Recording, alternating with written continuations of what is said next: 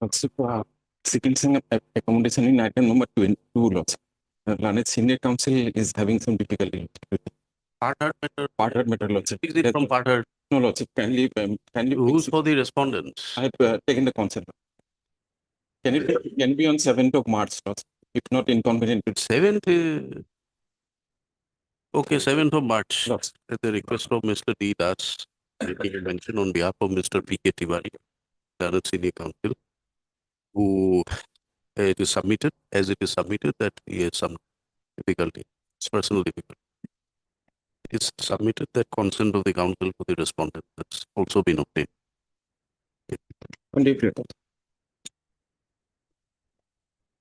May I pray, Madam? With the consent of others, sir, I beg to mention item number 44 of supplementary list. Can it be taken up any other day? Today I have some difficulty. Item 44, list after a week,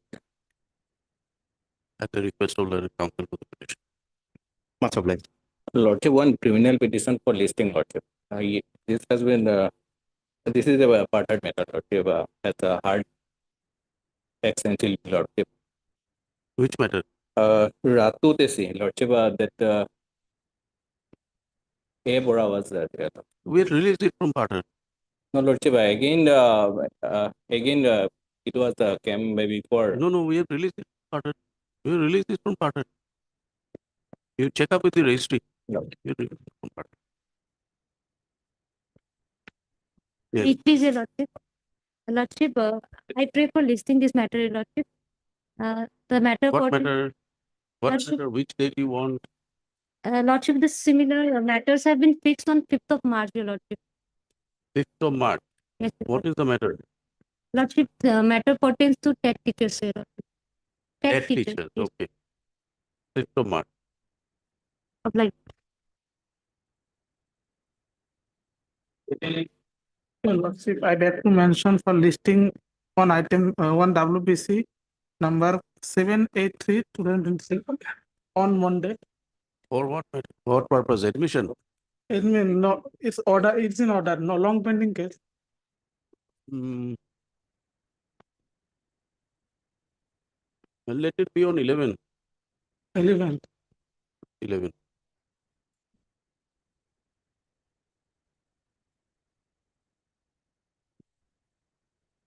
Matter kindly for time being, Lord. My seniority like it. What? Time being. Time being. You are making a mention. Was it time being? My seniority coming, just coming. Lord. Otherwise, also, Lordship, in this matter, we have to obtain instruction because the petitioner is asking for the area salary. And Time being.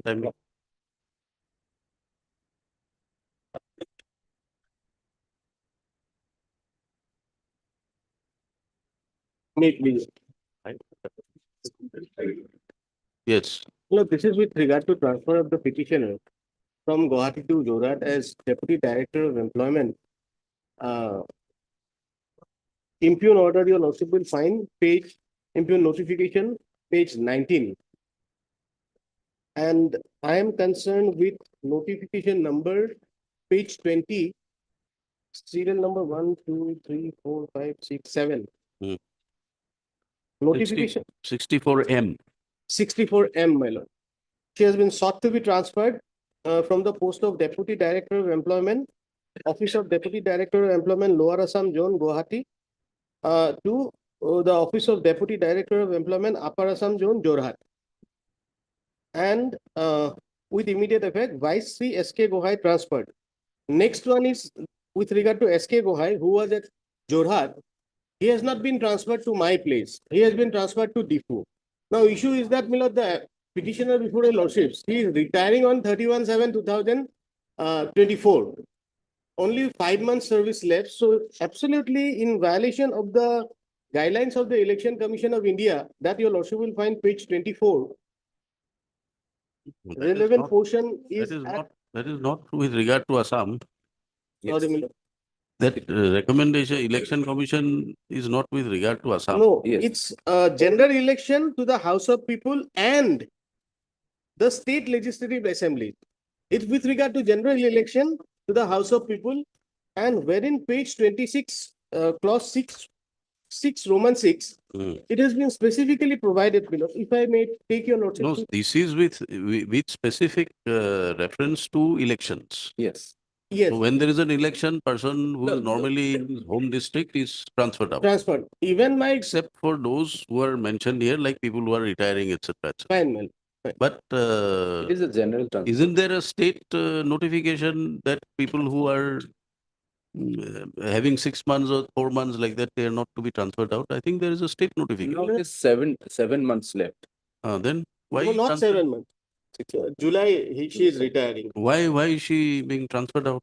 Lordship, kindly give a chance that to take the instruction, Lordship.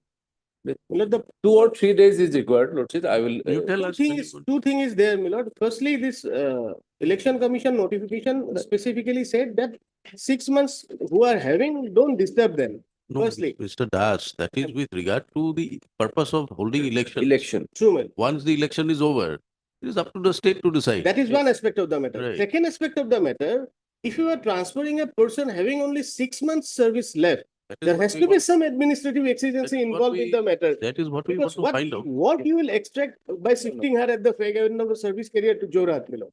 That is what, Milord. So, Lordship will. I don't know, seem to have a recollection that there is a state government Yes. notification to that effect.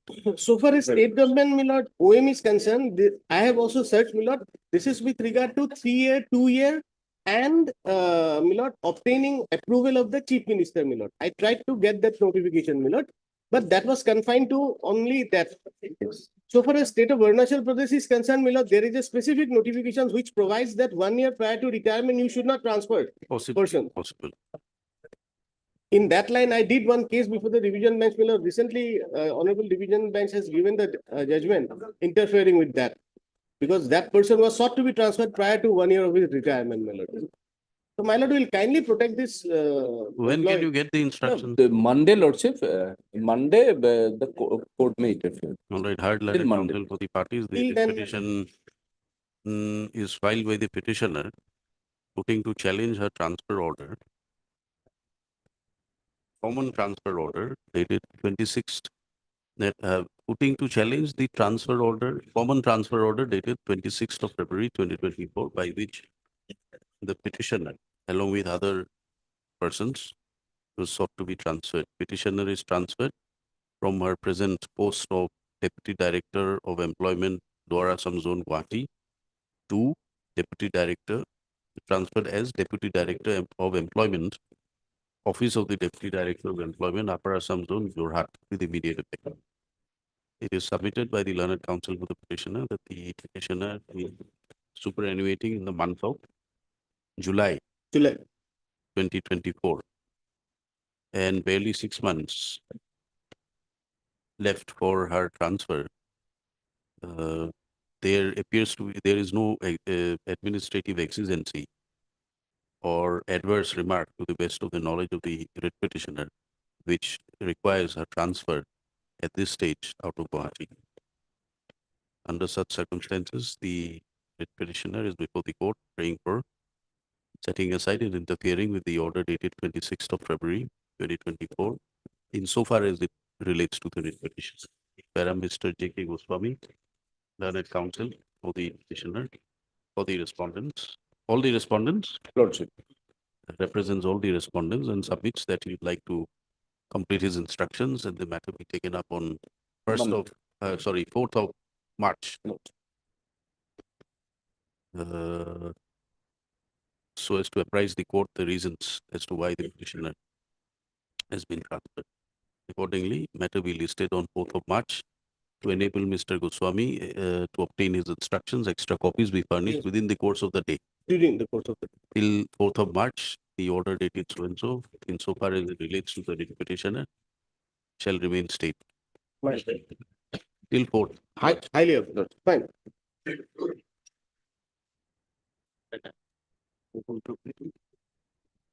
Taking in consideration. Yes. Did you?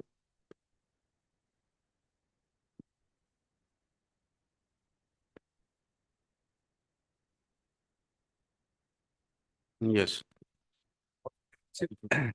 This is a case regarding Lordship selection to the post of revenue service. We have heard this matter. Lordship, only Lordship, I have not produced one judgment. That is Lordship, when merit is the only criteria, seniority has no role to play. Lordship is aware. I will place the judgment. You have the judgment. Lordship, I'm giving the judgment. And And I am placing one judgment, my lord, regarding, my lord, review jurisdiction, my lord, on the DPC's assessment, my lord. review, judicial review. Judicial review. You have not urged that point. You are placing a judgment.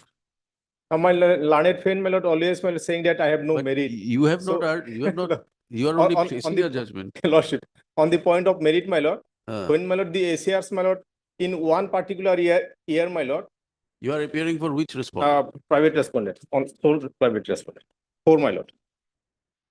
Yes. What is your submission? In the judgment, my lord. No, no. You are Otherwise, relying the judgment on the basis of for in support of Lord- your submission. Lordship, What are your submissions? regarding merit, my lord, the merit has been assessed by the DPC, my lord, and ACRs have been considered.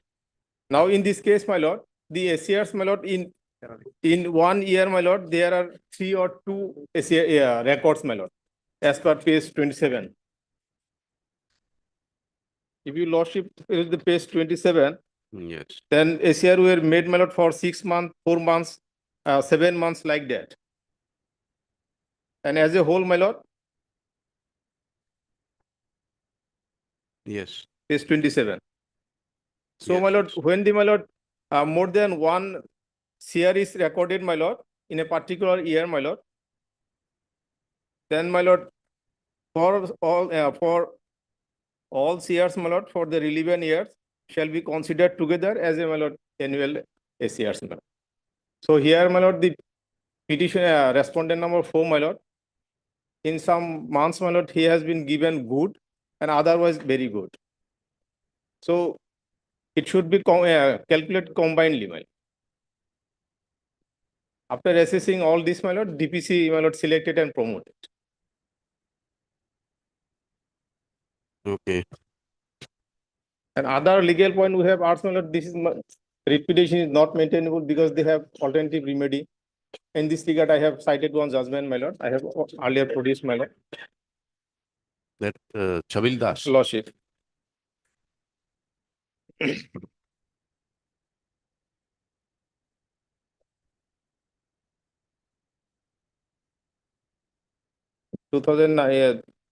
Paragraph 6, my lord, it has been discussed, my lord. Lordship.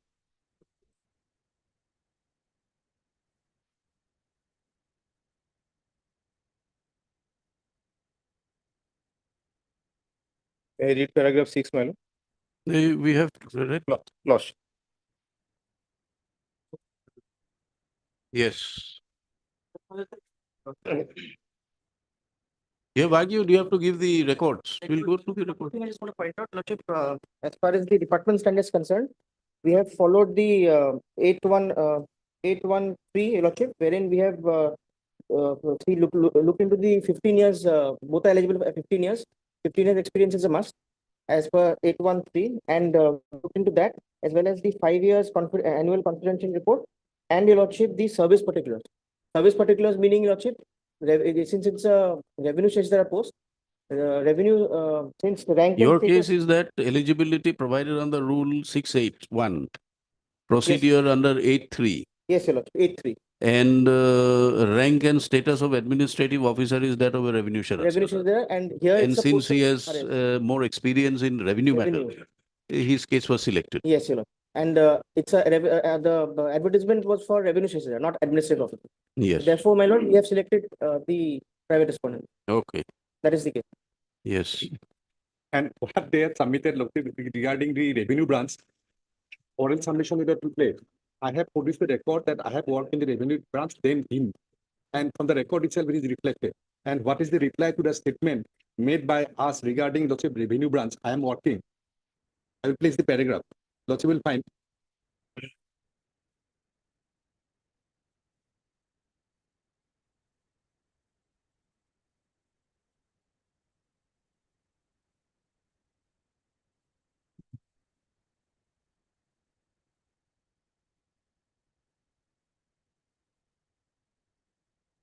para 20 Lordship.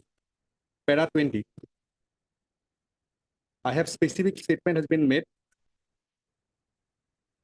Para 20 Lordship. Para 20. Para 20 Lordship, the petition.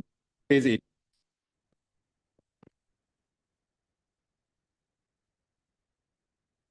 Lordship will find a middle portion. But private respondent herein did not possess such qualification and experience, and he did not work the revenue department at all.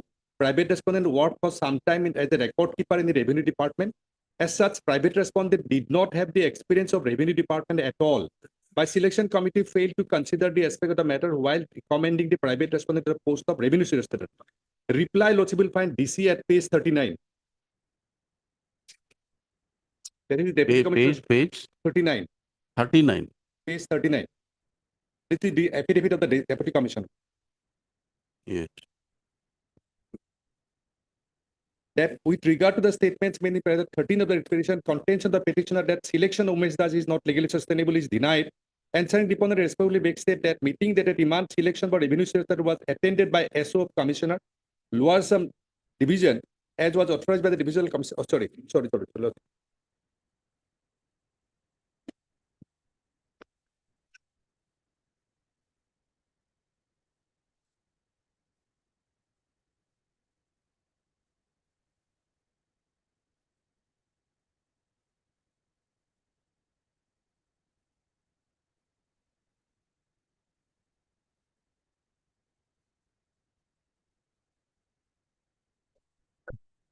Lordship will find page 39, para 60.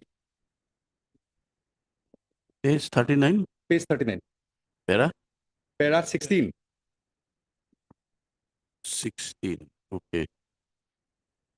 With regard to a statement made in paragraph 20 of the petition, deponent begs to state that Umesh Das worked in the relief branch, Nalbari Revenue Circle Excise Branch, Loan Branch, Sub-Register Office, Nalbari, and record keeper of Revenue Branch of Bhubaneswar, working in following branches: SDPL Branch, Land Acquisition Branch, DM Branch, Administrative Branch, Personnel Branch, and Ghagrapa Revenue Circle.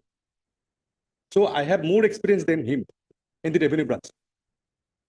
Lordship, That is the affidavit of the Deputy Commissioner, not of the GAD. And he is the authority who has, under whom I have worked.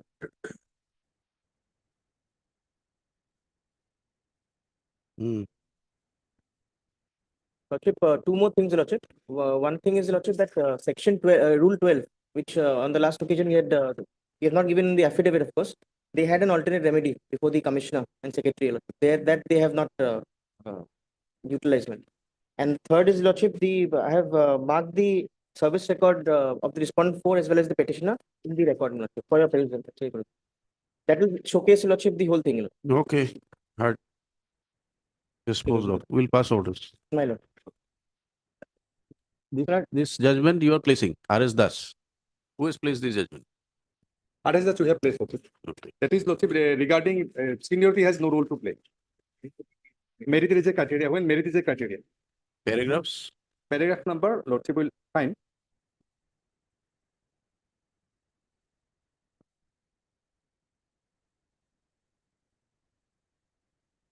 Well, hand over the thing after. Yes, record. yes. You hand over. You And mark also it. I'll mark it, my lord, I'll mark it and with a note, You do one thing. You prepare an index, index, my lord. and you identify the flag numbers there. My lord, the gradation list, the service Whatever you record, want to show, whatever. whatever you want. I'll do that, my lord. Prepare an index. I'll do that. Para 30, Lordship. Para 30. 30. 30. Here also, Lordship, the DPC's recommendation has been interfered with only on the ground that the grading is very good and outstanding. And that is why they have given the lowest marks to the easily considered. That is why it was interfered with. Okay. And I have already given a notification that only merit is a criteria. Yes. Merit is a criteria. I have issued produced a notification that is not denied, Lordship. Merit is the criteria for promotion. Lordship will find at page. Your case is that merit is the criteria. There's no marking, etc. Evolved. No marking is Only on the basis of ACRs. Even ACRs are your ACRs are better. better. That is what you want to Definitely. submit. Disposed. Obliged. Record to Raki to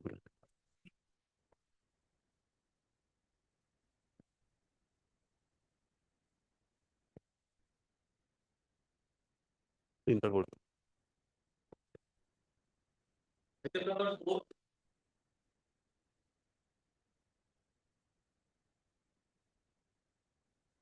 Yes. Second time before this honorable court, my lord. I've given a list of dates, my lord. I think only the relevant dates are given. Well, earlier we came before this court, and this court, my lord, by judgment dated 16/11/22, directed to consider the petitioner's case in terms of section 16(5) of the RTI Act. That judgment, if your lordship looks into, it starts from page 59.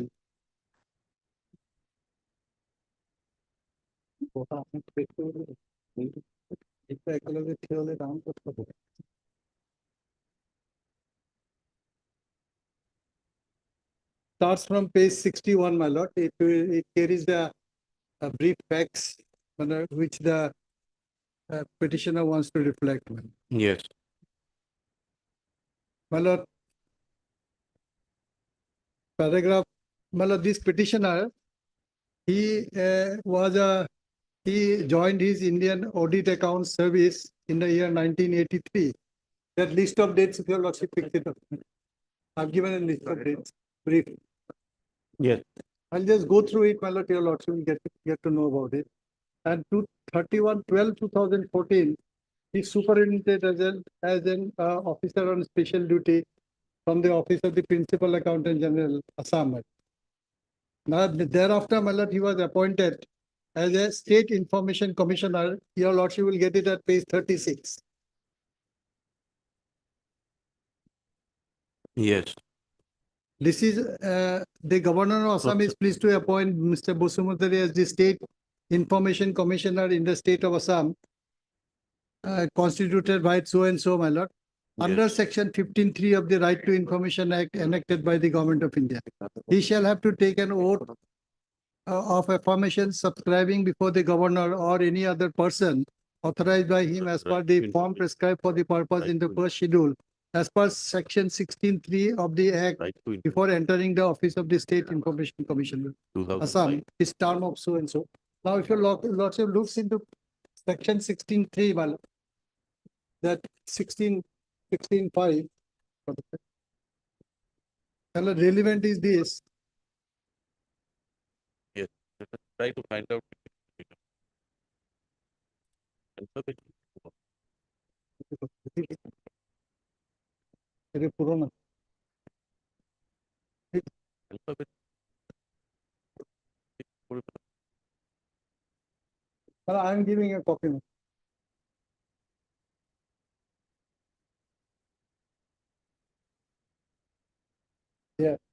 16. 16(5). Yes. Now there is an amendment in the year 2019, which doesn't divert the benefit of the provisions of section 16(5). Well, I'll just read subsection 5 of section 16. Hmm. The salaries and allowances payable to and other terms and conditions of service of the state chief information commissioner shall be the same as that of the election commissioner, and the state information commissioner shall be the same as that of the chief secretary to the state government. So I am on this, my lord, that the state information commissioner shall have the same benefit as that of the chief secretary to the state government. And now. No, where under 16(5) is it quoted? Yes. Where? It This- says it is up, it will be that of the election commissioner. Yeah, that is in And respect of then the state. state information commissioner. Yeah, shall be the same as that of this chief Chief secretary to the state government. This is the original provision or after amendment? No original book. Okay.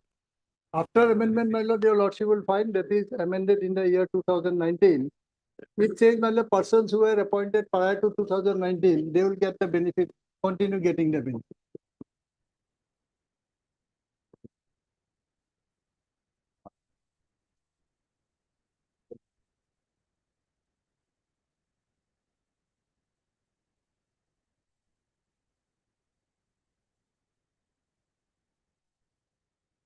My lord, it is amended It says, my lord, the salary and allowances payable to and other terms and conditions of service of the state chief information commissioner and state information commissioner shall be such as may be prescribed by the central government. Now this new thing has come. This amendment was brought in 2019. 19. And lastly, yes, also provided it says, provided further that the state chief information commissioner and the state information commissioner appointed before the commencement of the Right to Information Act 2019 shall continue to be governed by the provisions of this act and the rules made thereunder as if the Right to Information Act had not come into force. 2000. So whatever was available in the under the old act, he will continue. Only that, my lord, 16.5 proviso, I'll just read, my lord, proviso. Hmm. The old one, Yes. they provided that if the state chief information commissioner or the state information commissioner at the time of his appointment is in receipt of a pension other than a disability or wound pension in respect of any previous service under the government of India or under the government of a state, his salary in respect of this service as the state information chief information commissioner or state information commissioner shall be reduced by the amount of that pension, including any portion of pension which was commuted and pension equivalent of other forms of retirement benefit, excluding pension equivalent of retirement. So this is what, this is regarding the pension. If you are getting some pension, that will be reduced.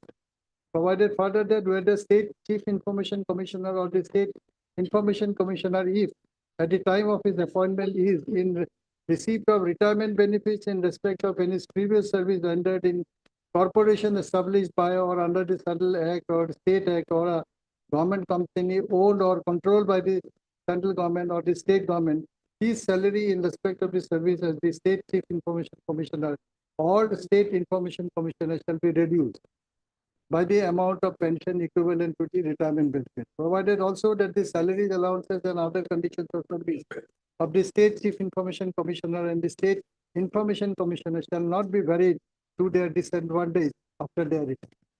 So now in these circumstances, my lord, this appointment was made in the year 2015, as I have already read at page 36. Now, this post was created at page 37. Yes. I'm going through the list of days provided to the lordship. Yes. Page 37. This was created under the 2015 Act, page 37. Yes. So this is the creation, my lord. I'm directed to convey the sanction of this is in the year 2006, to the creation of the following post for the Assam State Information Commission as constituted by notification dated so and so, as per provisions of Right to Information Act enacted Government of India under section 15, 16 and 17 of the Act. The fixation of issues finance and the pay per month, etc. is given in the year 2006. Now, petitioners, my lord, he prays for facilities of telephone and security assistance. That is that this was denied. My lord, your lordship will get it at page 45. Because the chief secretary, they get these facilities.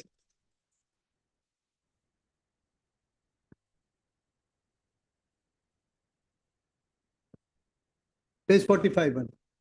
Hmm. This was denied to him. That the representation forwarded by you regarding post-retirement benefit of facilities of the service of one telephone and security assistant in respect of Mr. Petitioner, he has been regretted. Now,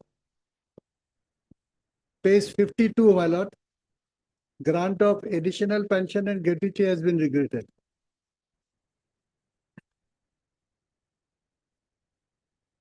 Forty 52. 52.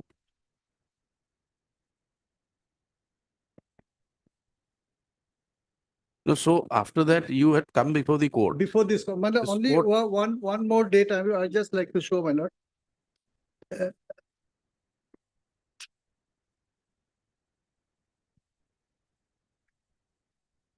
52. 52.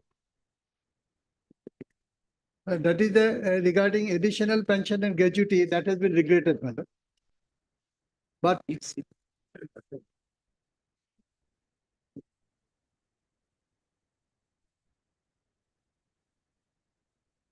but page 58, your lordship, can you see? But gratuity, etc., in respect of the Chief Information Commissioner has been granted by the government. Page 58, this is in respect of the Chief Information Commissioner. In the note I have provided, my lord. Page 58.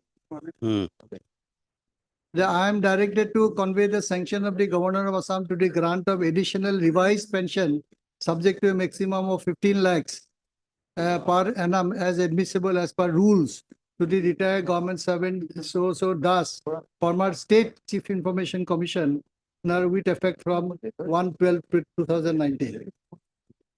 This is as per provisions of section 16(5) because they are State Information Chief Information Commissioner, he gets the benefit of the Election Commissioner, and the State Information Commissioner, he gets the benefit of the Chief Secretary.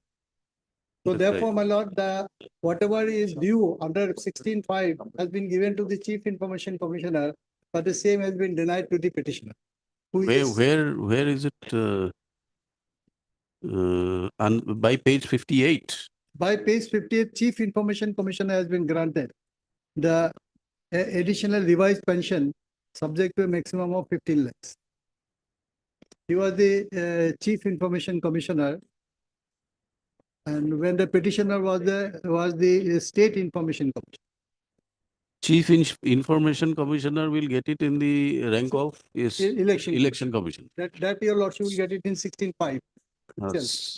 Central Election Commission. Election Commissioner, madam.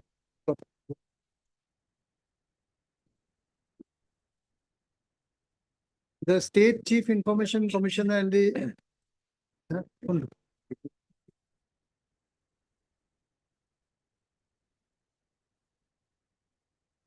salaries and allowances payable to and other terms and conditions service State Chief Information Commissioner shall be the same as that of the Election Commission. And that of the State Information Commissioner, he is equivalent to Chief Secretary. So whatever benefit is given to the Chief Secretary, the petitioner is also entitled.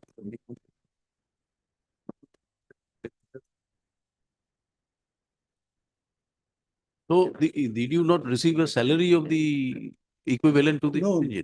The additional pension and gratuity, the petitioner is entitled, and petitioner is also No. entitled. During the currency, No, nothing. salary equivalent was not received. No.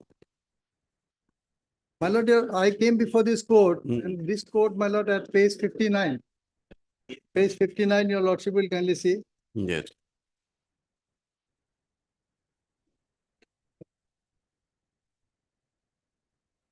The stand of the respondent that you did not serve as a chief secretary was rejected. Yes, on the ground, my lord, that there is a earlier they did not give it to us. They say, my lord, you are not the chief secretary. So therefore they have denied. And now they are saying because of the division bench judgment of the Arunachal Pradesh, so we are denying that. Okay. That your lordship will find, it starts from now, earlier petition, your order, your lordship will kindly see page 59. Yes. So that order we have seen. Yes. Matter only the was- relevant matter portion. was- May I just take through your lordships that page 63, Yes, para 7. para 7. If your lordship has gone through earlier also have read, it says, my lord, the petitioner is entitled to the benefit under section 16(5). And so therefore pass a reason order. Now they are saying, my lord, because of the division bench judgment of this honorable court, we are not providing you we are denying you the benefit.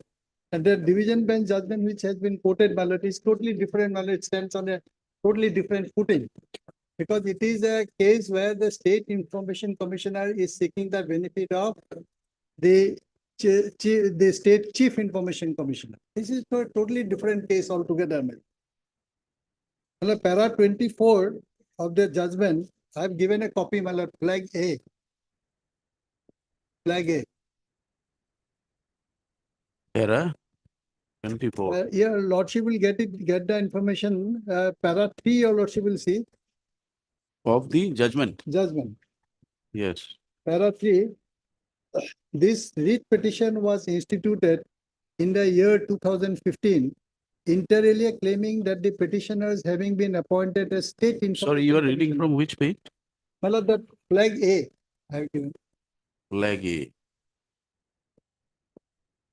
Flag A, oh, Of the brief note which I have given. oh, okay. Yes. Yes. You are reading the judgment. Yes, Okay. para 3, it's a totally different case, my lord.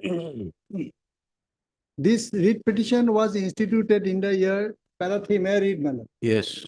This writ petition was instituted in the year 2015, inter alia claiming that the petitioners having been appointed as state information commissioners would also be entitled to pensions upon retirement or attaining the age of superannuation. One of the arguments set forth by the petitioners is that under the prevailing rules, the state information commissioners is paid a pension upon retiring from service, and according to the petitioners, there being no reasonable classification between the state chief information commissioner and that of the state information commissioners. Therefore, to maintain parity under Article 14 of the Constitution of India, the state information commissioner should also be declared to be entitled to the pensionary benefit as entitled to the state chief information commissioner. So this is a totally different case. Although the writ petition was instituted in the year 2015, but during its pendency in the meantime, the 4 petitioners had retired from the service in the year 2018. Now, Lordship will kindly see page 24. And the others are, they say under section 16(5), paragraph 24. It says, in view of the above, we have to conclude that the relief sought for in this writ petition for a declaration that the state information commissioners are also entitled to a pensionary benefit as applicable to the state chief information commissioner in the state of Arunachal Pradesh cannot be accepted. So it is obviously the Act doesn't say so. And it doesn't have any similarity with the present case in hand. Now, in the impugn order, what they have said, your lordship will kindly see. Page 65. But I would like to read the earlier order of the court at page 59. Oh, the paragraph 7, your lordship has already gone through. Page 65 is the impugn Now, order. what is the finding of the division bench? Division bench, it says the state commissioner, state information commissioner cannot be. Issue there was whether the pension and allowances of state information commissioner is to be in parity with chief information commissioner. There is no That was negated. negative. In your case, you only want the benefit of the pre-revised section under 16(5). Yes, as that of the chief secretary. Chief Secretary. Because my section says so. And now, may I just take your lordship through the impugn order that is at page 65? There's another judgment you are referring to. Yes, my lord, that is a very, my lord, I find, my lord, because the medical allowance was denied to the petitioner on the ground that he is not an IAS officer. So therefore, my lord, the court directed now you provide him. It starts from page para 2, 6, 7, 12, 14, 15, my lord. All the cases have been discussed. May I just read paragraph 2? Ultimately, court directed and you provide the medical benefits as that of the chief secretary to the state information commission. In this Well, matter? In this matter, this is the case from Kerala. Okay. Here also, my lord, this says he is not all India service officer, therefore he is not entitled to benefit of the chief secretary. Benefit of, but others they were, I think, getting it. My lord, may I just read paragraph 2? Very detailed judgment and very nicely elaborated also. My lord, paragraph 2, your lordship will kindly see. The grievance of the petitioner is that while section 16(5) of the Right to Information Act provides that the salaries and allowances payable to and other terms and conditions of service of the State Information Commissioners shall be the same as that of the Chief Secretary to the state government. The petitioners have been denied the benefit of All India Services Medical Facilities Scheme 2020 applicable to the Chief Secretaries on the ground that a Chief Secretary becomes eligible for the All India Services Medical Facilities Scheme 2020 only by reason of him being a member of the All India Service. The argument of the respondents is that since the commissioners under the RTI Act are not members of the All India Services, the All India Services Scheme 2020 will not ipso facto apply to the petition. So now all the reasonings have been given. So ultimately, court directed, my lord, that petitioners paragraph 424, for all the above reasons, I find that exhibit P12 order passed by the first respondent cannot stand the scrutiny of law. Exhibit P12 is therefore set aside. There will be a consequential direction to the respondents to extend to the petitioners medical benefits on par with the benefits available under the All India Services Schemes 2020 from 1/4/2020, the date on which the scheme was introduced and was made applicable to the Chief Secretary. So this benefit was given, and all the law point and other aspect of the matters has been taken into consideration in this judgment. So in the present case also, my lord, No, I'm sorry, how is this relevant to the issues you have raised? my lord, here also, my lord, the Chief Secretary Your is case entitled- is that in terms of the pre-amended rules, you are entitled to a particular benefit, benefit, yeah. which they denied by saying that you were never a chief secretary earlier. That has been rejected by the single bench of this court earlier. Not rejected. Your lordship is not rejected. It says petitioner is entitled. Page 59. No, the stand of the government. Page Para 763, para 7, your lordship. the stand projected by the respondents that you are not entitled to because you are not chief secretaries. Yes, That has been rejected. that has been rejected. That is what I was Yes, saying. Yes, sir. That has been That has been rejected and the rejected, matter was remanded back to the authorities to decide. Yes, in fact, madam. And in the division bench is a question of whether there has to be a parity between state information and chief information. Yes, totally different, man. Totally different issue. Yeah. And here, my lord, and in paragraph 7, court held that the petitioner is entitled to get the benefit of 16.5. That's right. I'm just pointing out that single judge order Hmm. of the Kerala judgment, which says, my lord, where the benefit was denied on a different ground, that All India Service. So therefore, the court directed, no, he is entitled under 16.5. So my prayer, your lordship will kindly see, because the unsafe There is benefit has been Mr. Goswami, there is a specific, totally unreasonable there order, is a my lord. specific averment here. I mean, In fact- specific In fact, finding by the coordinate bench that in fact, it is a violation of the by order. virtue of the legal fiction, they would be entitled to this provision as statutorily provided, para 7. Lordship. Kindly see Lordship, page number 68, Lordship, the writ petition. 68, yes. 68. The aforesaid writ petition, the is the second, third, fourth paragraph, Lordship. It is shown that a reading of the provisions of sentence, but the minimum qualification service for the person concerning. Which paragraph? Yes, it is fourth paragraph from top.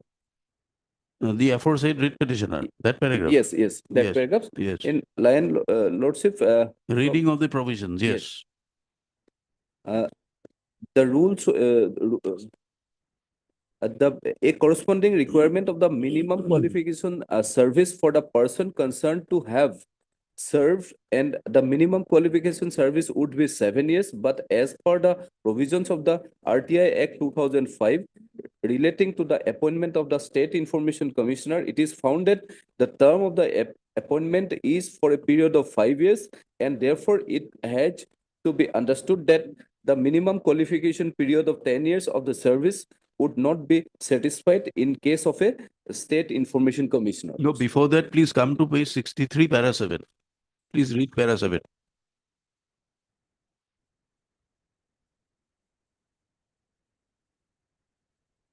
In view of the legal fiction under section 165 what 16 clause 5 of the RTI Act 2005, wherein it is statutory provision that the salaries and allowances payable and the other terms and conditions of the service of the State Information Commissioner shall be same as the Chief Secretaries of the state. The stand of the respondents that as two read petitioners have neither served as secretary or in rank equivalent to the Chief Secretary, they would be descended to the benefit of the salaries and allowances and other benefit of the Chief Secretaries of the state would be unacceptable in law. That is there. In Then, as much as then read the whole sentence. in as much as by virtue of the legal friction under section 165, they would be so entitled as statutory provisions accordingly. No, no, no. This is a finding of a court. Yes. They have rejected your contentions and have held that they are statutorily entitled to. Is there an appeal against this order, this view by the state? Have you filed an appeal? No appeal, no review. This is a finding. How can the authority now go back? The orders that you are required to pass has to be in line of this, in terms of this finding.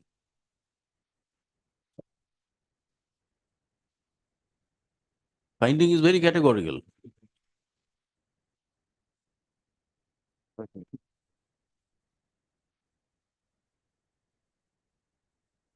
Again, Lordship, kindly see paragraph 5, 68, page 68.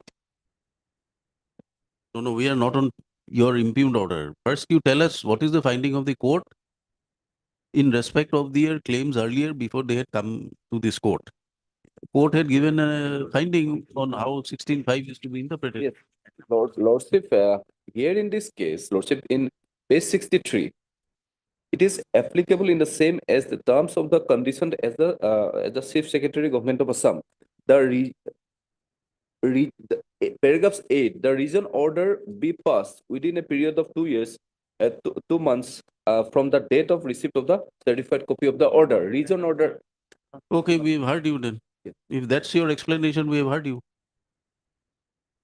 This is an order of the court. So- There is a finding, Lordship. categorical finding So- that they would be entitled to.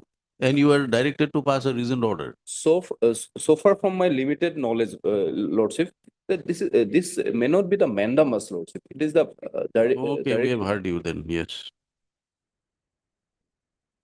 Anyone else?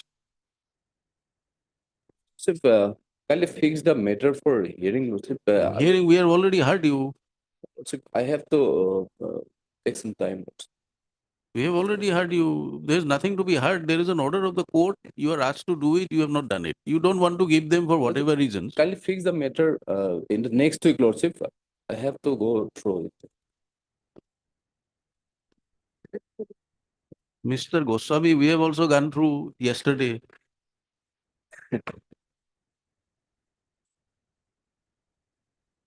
Yes, Mr. Borbuzeri. Throw some light in the interpretation of para 7.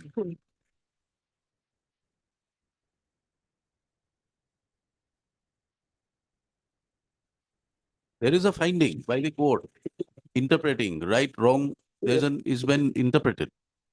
And the matter is remanded back to pass a reasoned order, doesn't mean that a liberty is given to pass a reasoned order contrary to the findings. Minor, that is true, but Lordship, here what has happened, paragraph 7, minor, Hmm. in view of the legal fiction under section 16(5) of the RTI Act of 2005, wherein it is a statutory provision that the salaries and allowances payable and the other terms and conditions on service of the State Information Commissioner shall be the same as that of the Chief Secretaries of the state. The stand of the respondents that as the two read petitioners have neither served as Chief Secretaries nor in the rank equivalent to Chief Secretaries, they would be disentitled to the benefits of salaries and allowances and other benefits of the Chief Secretaries of the state would be unacceptable in law, in as much as by virtue of the legal fiction under section 16(5), they would be so entitled as statutorily provided. That is the Thereafter- finding. Yes, madam, kindly see. Accordingly, the respondents are directed to pass a reasoned order on the claim of the two read petitioners. Madam, I am putting emphasis here, madam, on the claim of the two read petitioners for their service benefits, including retirement benefit and pension. I pause again here, madam, if applicable, in the same terms and conditions as that of the Chief Secretary of the Government of Assam. Madam, my interpretation. Now you show us from the impugned order where the authorities have given reasons to differ with the finding of the coordinate bench. My lord, my first. Your submission is there, notwithstanding the finding, liberty was granted to the authority to decide whether these are applicable or not. Yes, my lord, my respectful submission is that, my lord, the coordinate bench of this honorable court Hmm. at the first instance, while deciding this writ petition, has not decided the issue, my lord, on, my lord, and issued a mandamus. It has not No, finally. it has not decided this issue, but it has decided the legal fiction Legal fiction. insofar as section 16(5) is concerned. Absolutely. So therefore, there is a subjective decision, my lord. It is not No, objective. no. My lord, Subjective decision will have to operate within the parameters set by the this para 7. absolutely. Now, my lord, the authorities have been given a leeway, my lord, to examine the claim of the petitioners, Hmm. and if they are found entitled, then to pass a reasonable. They have not been given a leeway. The finding of the authority is with regard to the other factual aspects, number of years, or Yes, whether yes. they have availed of any benefits, whether they have worked, whether there are any adverse Yes. remarks. But whether section 16(5) is applicable to these petitioners or not, given all other terms and conditions having been satisfied, There is it is no answered in para Yes, 7. so there is no dispute, my lord, that with regard to the applicability of section 16(5). Hmm. But where, my lord, on the facts and circumstances of the case, whether the benefit, my lord, coming out from section 16(5) can be made applicable to the case of the writ petitioner. This is to be decided. This is my to, expectation. this is what was required to be decided by the authorities. Yes, so authorities have decided, my lord. Authorities have not decided that. Kindly see, my lord. Authorities have not decided. Because, my lord, on the issue. See, they have accepted at page 66, Yes, they have accepted the findings of the High Court. yes, my lord. Page 66, yes. Now kindly, my lord, see, Fourth and fifth paragraph. yes, Then they proceed to decide the matter, Yes. but without a reference that in view of the finding of the coordinate bench, holding that the legal fiction will apply, in spite of that, why the petitioners are not entitled to. Yes. That is what they were required to decide. yes. So, my lord, here the moot question will be the, my lord, entitlement to the retirement benefits. Now, entitlement to the retirement benefits is to be, my lord, determined in accordance with the applicable pension rules. This is what the authorities have done, my lord. Lordship may kindly see, my lord, page 68, my lord. For my satisfaction, my lord. Hmm. Page 68. I'm reading from the third paragraph, my lord. Now it is required to be examined as to whether after retirement from the post of State Information Commissioner, the writ petitioner would be entitled to retirement benefits as that of the Chief Secretary to the Government of Assam. The aforesaid writ petitioner Sri Pinuel Bosumotari has demitted office as State Information Commissioner Assam on 31/12/2019. At that relevant point of time, the Chief Secretaries to the Government of Assam were paid pension as per the provisions of Central Civil Service Pension Rules 1972. This is important.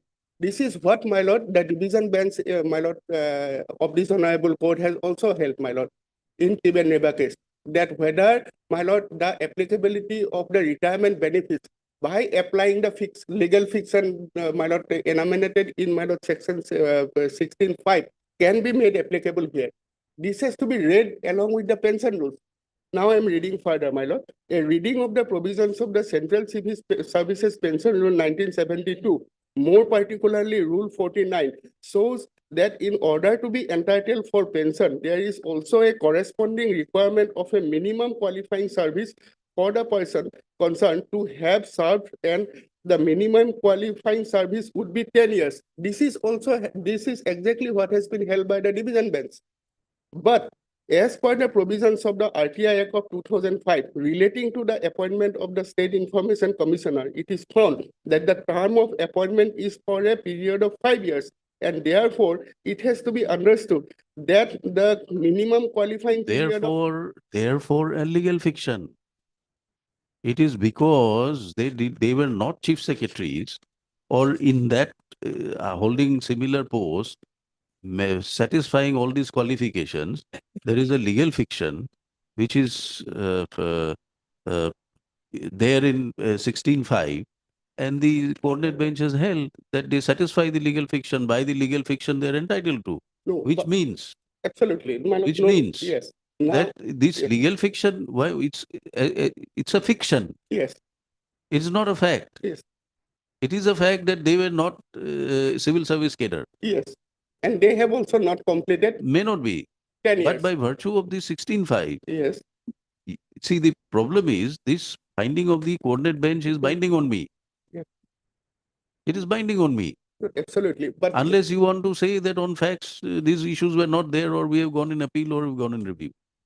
Or there is a contra Supreme Court judgment. no, contra judgment is by the division bench. This is our respectful submission. No.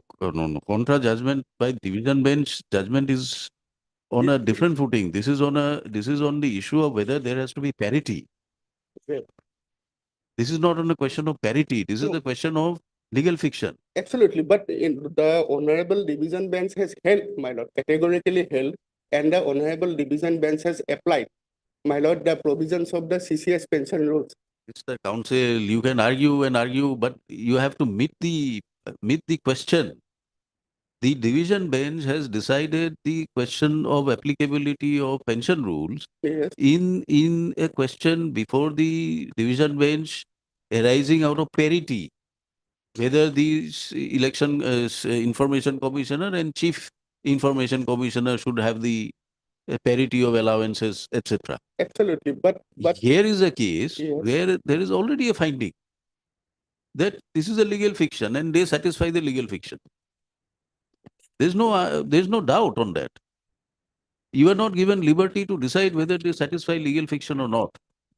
You are given a liberty to decide whether, having satisfied the legal fiction, do they satisfy the requirements for their entitlement.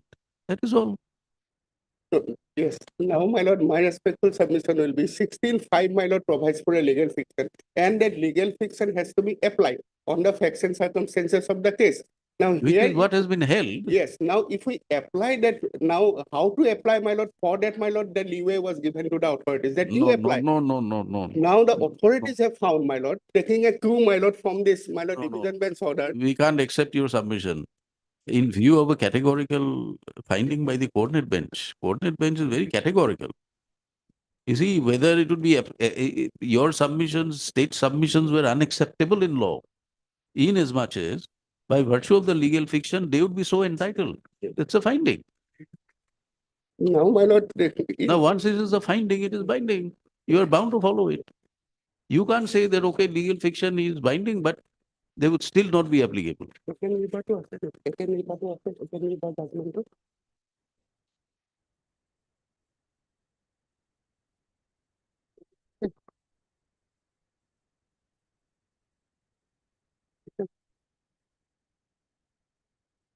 No appeal, no review was filed. My lord is having, my lord, that Aken River decision, my lord. Yeah, we have. Yes. Lordship may kindly come to, my lord, Hmm. paragraph 8 of the decision, Para para 8. 8. Para 8. Before that, my Yes. lord, yes, before that, para 7, my lord. I'm Para sorry, 7. Okay. para 7.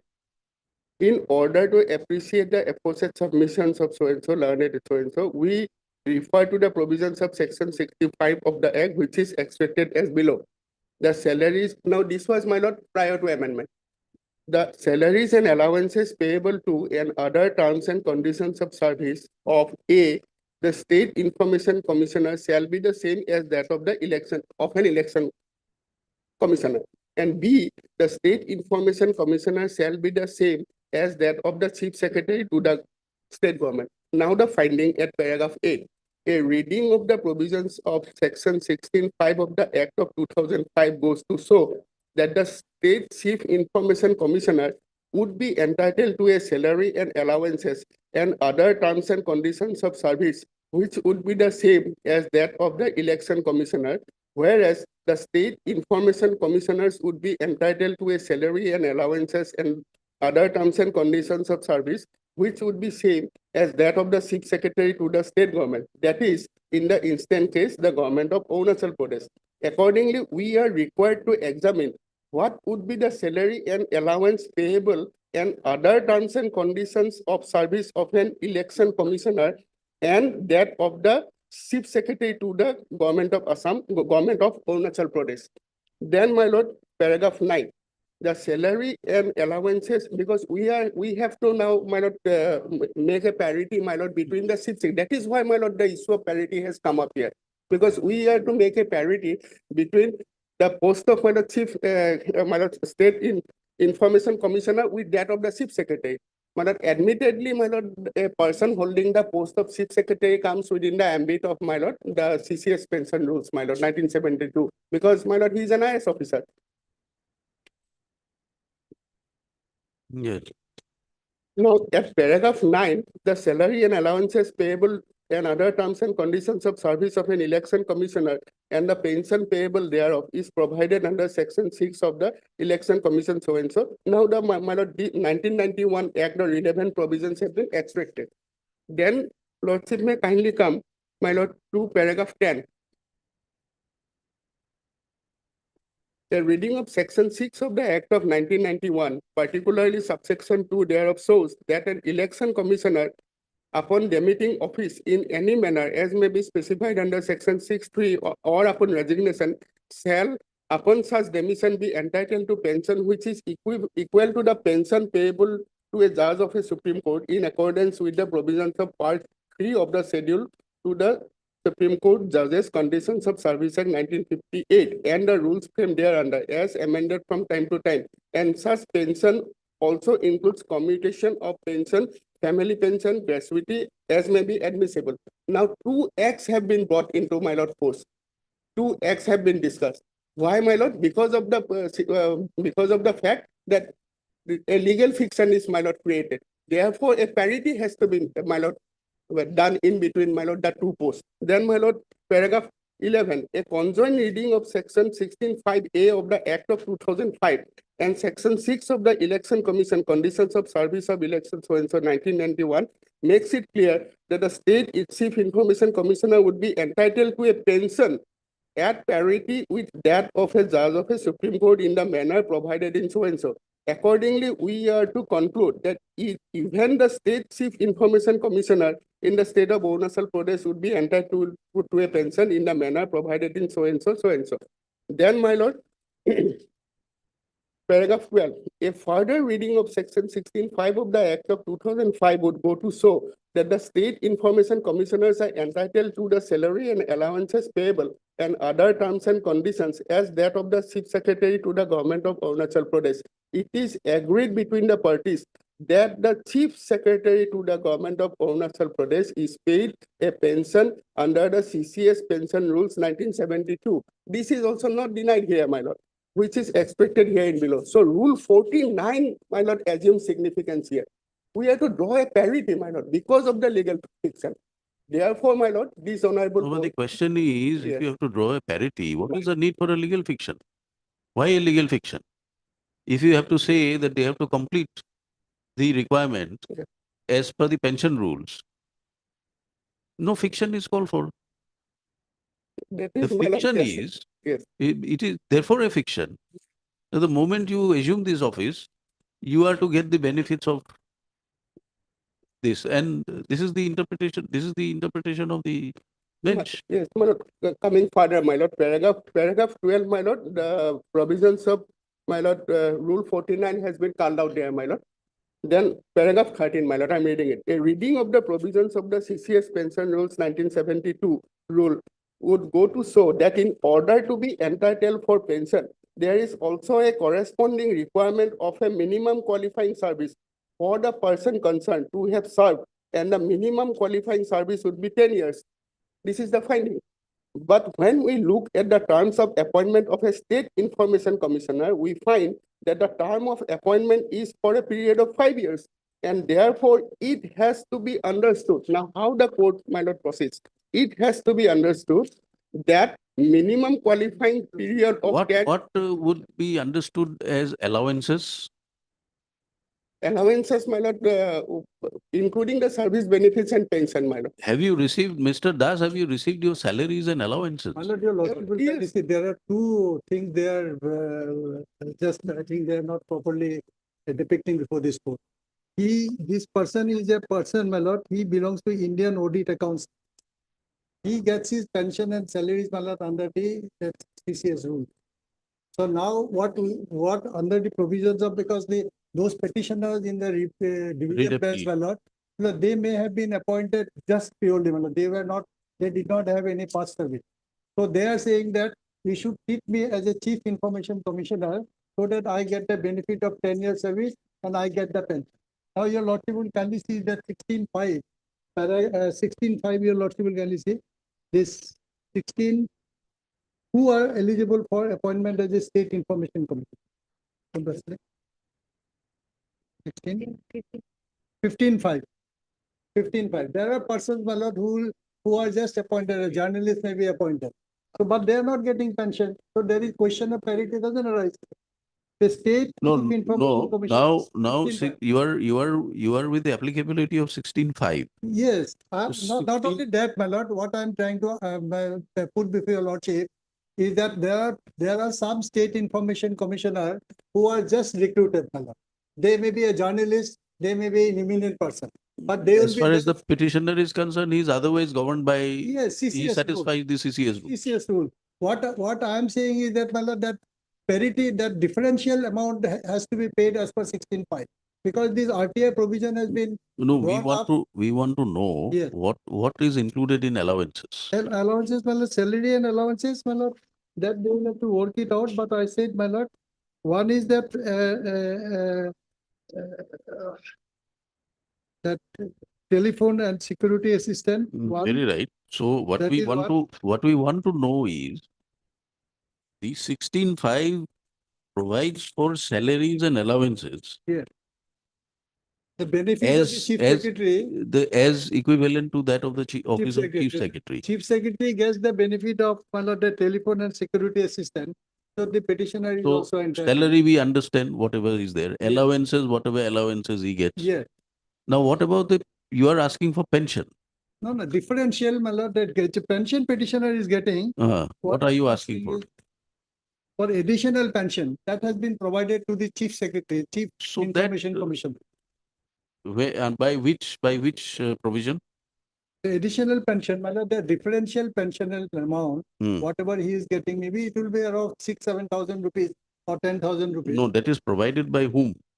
And By- what provision? No, this is provided by to the chief information commissioner by that page 58. 58. He has been provided everything like the election commissioner. 58. Page 58. Grant of additional revised pension.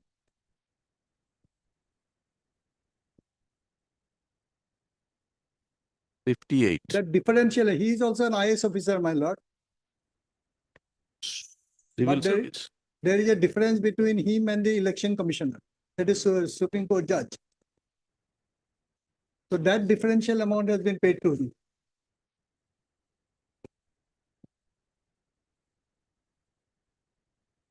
Similarly, the petitioner should have been also paid the same amount, differential amount with the chief secretary.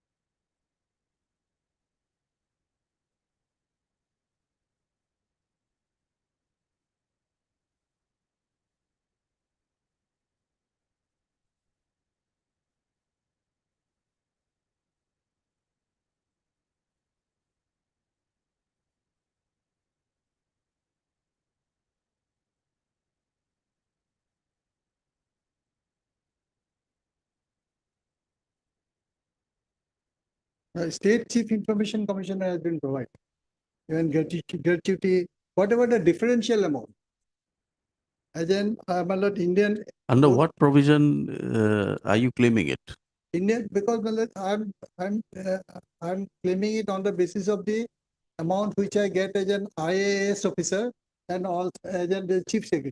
All IAS officer also, my lord, may not get the same salary as that of the chief secretary. Correct. But if he is appointed as a state information commissioner, he gets the benefit of the chief secretary. So here also, my lord, the petitioner is getting pension.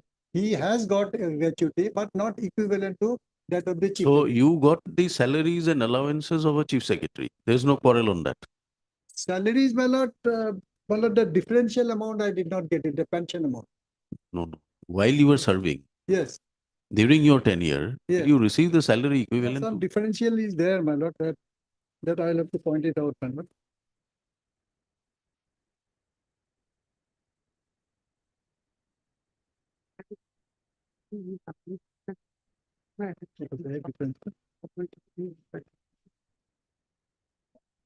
But I'll point out that the differential amount I will consider. It is there. So you mean to say from the day you assumed office, you never got the salary of the chief secretary? Salaries You of the got something salary less. less. So Yes. that they have to work out and provide. Salary allowance, even gratuity part, some amount petitioner is entitled to get.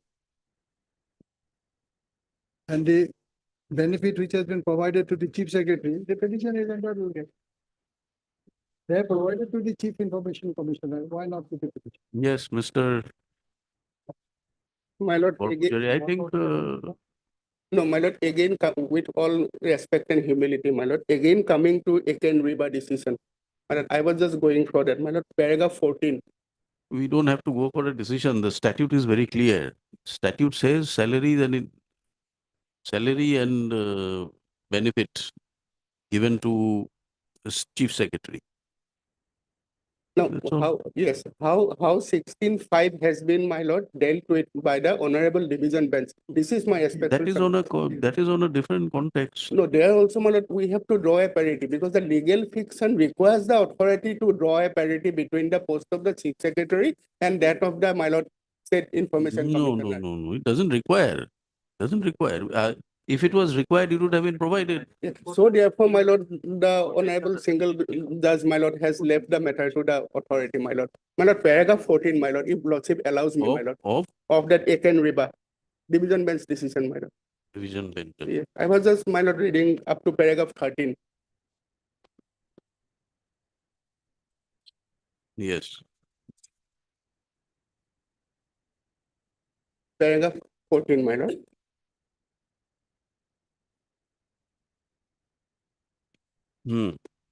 I'm reading it, my lord.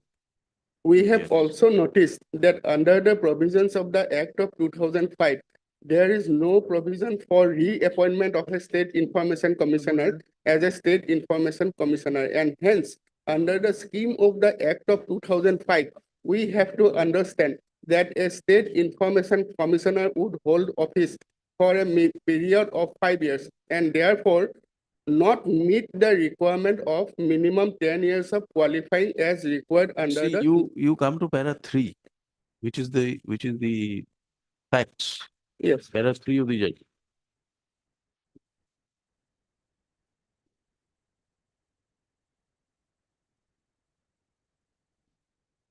This writ petition was instituted in the year 2015 inter alia claiming that the petitioners having been appointed as state information commissioners would also be entitled to pensions upon retirement on attaining the age of superannuation.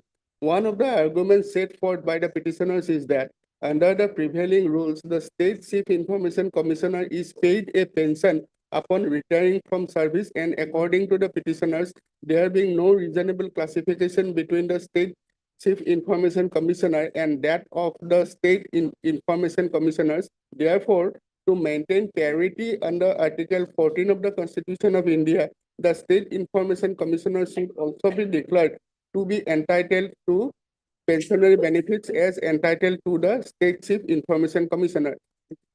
See, that All- question is entirely different.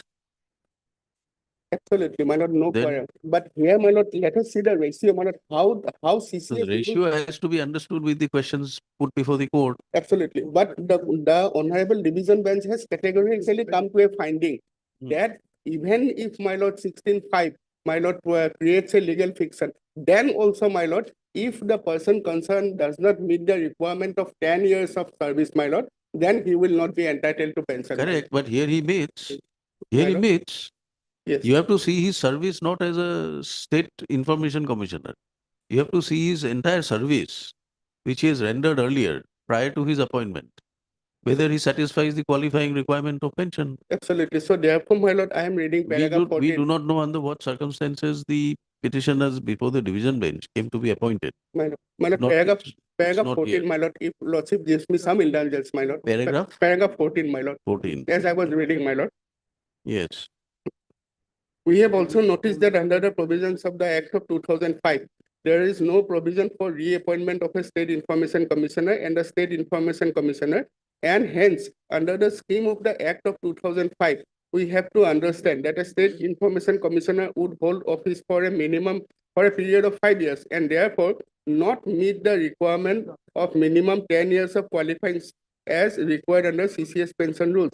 The Act of 2005 also provides that a state information commissioner may be appointed subsequently upon completing his term as a state chief information commissioner. And in such situation, the qualifying service may be 10 years. So this is the distinguishing factor.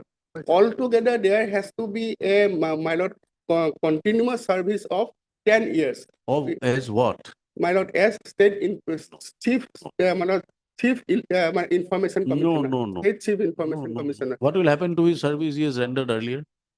Throw it to the wind. So he will get the benefit, my lord, arising out of his, my lord, earlier service. This is what, my lord, it is not the case of the petitioner that he is not, my lord, getting No. any pension. It is only the No, differential amount. he's not getting some salary benefits. That also he has not got. So salary benefits, my lord, I am only on the point of pension. Salary benefits, definitely, my lord, he will be entitled.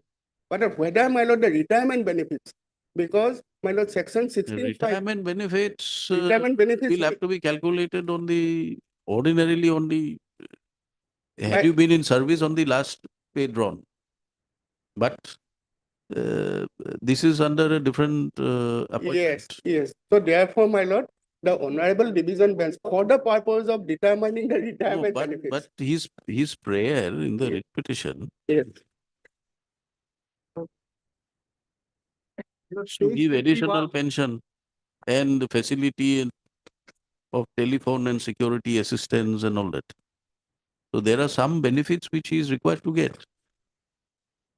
That is what you are required to look into.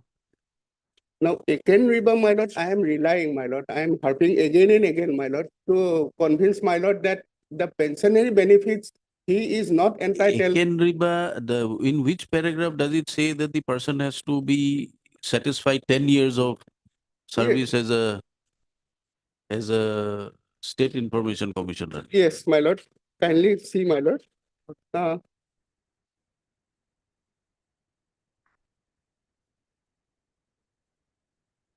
Paragraph, my lord, 20, 20, paragraph 20. yes.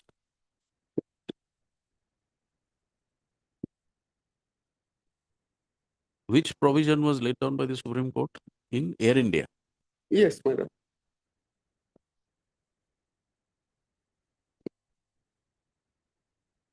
Paragraph 14, then paragraph 20.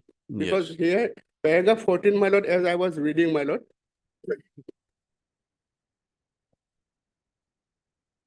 My lord, the honorable division bench has, my lord, heavily relied upon the provisions of, my lord, CCS rules 1972, more particularly rule 49, which categorically mandates, my lord, that a person has to satisfy the minimum qualifying service of 10 years in order to, my lord, be entitled for pension. Now tell me one thing. Let us assume that there is a chief secretary. By this ratio, there was a chief secretary who also became the state information commissioner or the state chief information commissioner for 5 years. What will be his pension? He will get the pension, my lord, in the post of a chief secretary, my lord. So if that is to be drawn, then how do you interpret para 14? Para Para 14 of the judgment says you have to meet the requirement of 10 years. Yes, now. So therefore, 10 years means 10 years in his service as a member of the civil service. Yes. Member of a Yes, civil- he has also satisfied that. Because these are two different service, my lord. He is appointed, my lord. He is appointed in a different post. So it will be fresh appointment. You are confused. You're No, my lord, confused. this If is you are a- relying on para 14, Yes, para 14 talks about minimum qualifying service. yes, Now, in a given example of a chief secretary having demitted his office as a chief secretary, subsequently being appointed as a state information commissioner, what is the pension he will get? If he is appointed for 5 years as a state information or a chief information commissioner, what pension? pension, my lord, then, my lord, the rule 49 will come into play, in my respectful. What is submission. 49? Rule 49, my lord, that. You mean minimum to say that he'll lose his pension? My lord, He'll lose his pension. no, he will get the pension. At what rate? At the rate of, my lord, the last pay drawn as a chief secretary. Exactly. Yes, now So- there is a, yes, so therefore, so difference. To whatever rate or whatever slab you want to calculate will follow only if you satisfy the qualifying service. Qualifying service, so therefore, my lord, it So is. these the- 10 years of Yes. qualifying service will have to be taken into account to see how many years in total, if he is a member of a civil service, Yes, whether he is put in that yes, now, amount, yes, so. the number of years of service. Yes, if a person, my lord, was holding a post under the civil services, maybe chief secretary, maybe any post. And my lord, he came to be appointed in the post of a, my lord, state chief information commissioner. These two, my lord, nature of services are my lord, different. It would be my respectful submission that it is a fresh appointment. It is a fresh appointment, my lord. Quite right, it's a fresh appointment. So Yes. therefore, he is entitled to salary and allowances. Salary and allowance. So therefore, my lord, my lord, section, it does not speak of the word, my No, lord. of correct, retirement benefit. we'll give you that. But he says there is some additional benefits given by the government. Additional pension, is it? Yes, my lord, to the chief information. Of information, that is his claim. My lord, page 50. But your so lordship far will as, receive, my lord. yes, so far as, my lord, the quantum. So far as, my lord, the quantum of pension, that, my lord, he will not get, my lord, in terms of, my lord, the chief secretary. This is our stand, my lord, in the affidavit. Because he, my lord, he does not meet the requirement, my lord. I am only, my lord, placing reliance on Aken River, my lord, to bring home the argument, my lord, that the petitioner will not be entitled to the retirement benefits because he doesn't fulfill the minimum qualifying service of 10 years. Only to that extent, my lord.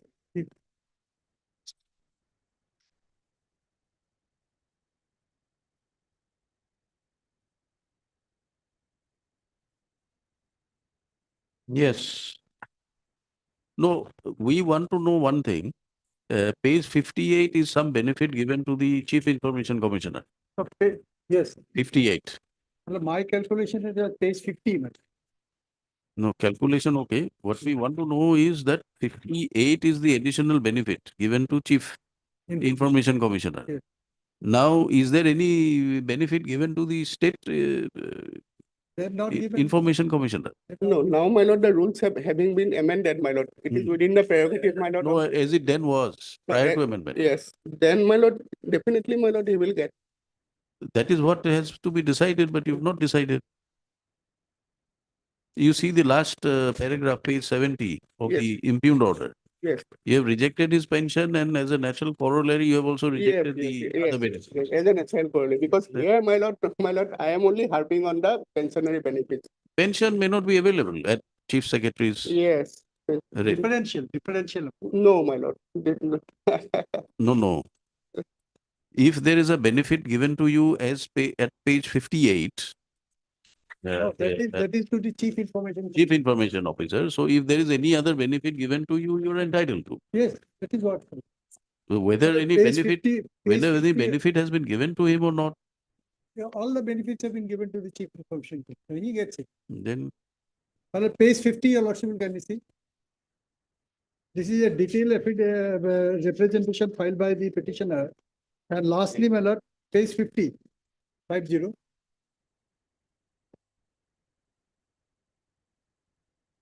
what Yes. you got it? Page 51 will be the relevant. Like additional pension, Yes. additional pension. No, he on gets- what basis are you, All these calculations are shown, that is, they will have to work it out. on what basis? Well, all the details are there, page 50.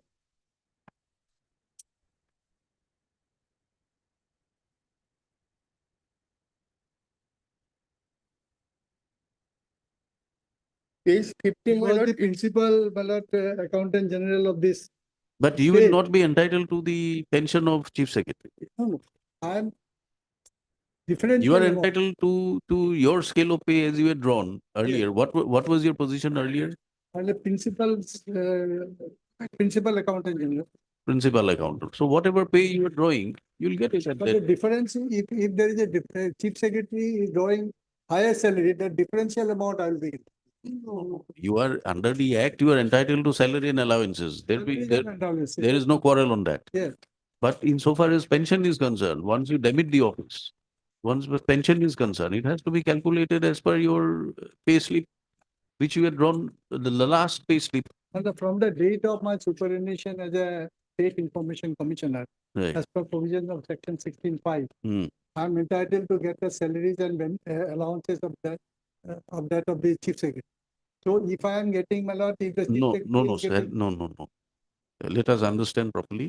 In terms of 16(5), once you are appointed, you will get the salary and allowances of a chief secretary. Yes. There is no quarrel on that. Yes. So for From the so date long, of appointment. From the date of appointment. from the date of appointment. Once you demit the office, unless the post itself provides for a pension, From which- that date. Yes. from that date, That may be one of the. it is not mentioned under the act. So if the pension which you are entitled to will be calculated on the basis of your entitlement in your parent department. Yes. But till the time you are holding the office, whatever allowances, salaries, whatever is there, will have to be given, number one. Number two, in page 58, if there is a benefit like an additional pension given to you, To the change. to the State Information Commissioner also. State, to me, they have not given. I'm entitled to get the benefit of gratuity and the additional pension. That I have calculated at page 51. Additional pension is, it comes to, my lord, 9,950 per month with effect from 1/1/20, and if your lordship holds that he is entitled from the date of appointment to the date of his demitting office, that will be a different calculation. And the additional. You are gratuity- calculating pension on the basis of the salaries of But the from office the- of. Even if your lordship holds Uh, that from the date of his appointment as a state information commissioner to the date of his demitting office, the calculation will be different, but he is entitled to get for that period. Entitled to get for that period. From the date his appointment, that is in the year 2015, to date of which he is demitted office, that is in the year. 19. The calculation. No, if will we be have different. to, if you have to return a finding, then we'll have to keep it for hearing for another date. If we have to decide that your pay, whether you are entitled to the salary of, That is the act says, my lord. no, whether you are entitled to the pension at the scale of chief secretary, merely because Salary and allowances, yes. salary and allowance is no quarrel. Yes. You are entitled to it. Whether pension also you are entitled to at the same scale, will require a And the finding. gratuity part also, my lord. Will require a finding at what scale? That is there, my lord, in the whole calculation is there. No, that is a calculation made by you, but on what basis? What provision of law? Sir, pay and allowances that of the chief secretary, my lord. Pay and allowances of that of the salary and allowances to that of the chief secretary. For the tenure, yes. 40 tenure is, that is also a good thing, my lord. 40 tenure, For the tenure, yes, but after you demit office, your pension. maybe the earlier one, which was continuing, So if you agree to that, we close it on that ground. that your lord. Well, Yes. one thing I just would like to point out is this, my lord. Your lordship will kindly see that Orunachal matter. There, yeah, I have gone through the copy of the petitions and copy of the directions also. They were appointed, they were not serving as a government servant at any period of time. But they are saying that you consider us. as a- Therefore, the question of 10 years. Yes. So therefore, that's a totally misleading of the whole facts with that of the facts narrated by the petitioner in this petition. Okay. So therefore, my lord, that is even the officials, my lord, they have misread the division bench judgment. And I think, my lord, in the court also, I think we are misreading it. That's a totally different facts and circumstances where the State Information Commissioner wants the benefit because they were not working under any government. All right. So therefore, my lord, your lordship will kindly see that a gratuity amount, the differential gratuity amount petitioner is entitled, and also the and then On what basis? That's what we're asking you. On what basis? within the ambit of salary and allowances, Within the ambit of salary. and also that of the benefit given to the State Information Commissioner, Chief information. the Chief Information, is yes. So Uh, then uh, we'll have to return a finding that this additional pension, additional revised pension, The manner in which they are calculated in respect of the Chief Information Commissioner. Same procedure they will have to follow. what is this additional pension, revised pension you have given? Mr. Borpujari, They are not given to me, page 58. to the Chief Information Commissioner. Yes, Same yes. benefit, let them give it. What is this additional benefit? And that the security and the telephone assistance, the Chief Secretary gets it, the petitioner is also gets. What is this additional revised pension? You need to get this information. Yeah. My learned colleague, my lord, he is representing the administrative. But you are the department. finance, you'll have all information. No, my lord, here we are, my lord, just the proper party, because the entitlement has to be calculated, my lord, by the administrative department. Lordship may kindly seek for, my lord, the instructions, my lord. We want to find out whether this additional revised pension is his entitlement on the basis of his post. I mean, this gentleman at page 58, Yes, his entitlement during his tenure as a chief secretary of the state, or is it relatable to his office as a state chief information officer? That's the instructions we want from the. Have you been able to understand? Yes. Page 58, can you have a look at page 58?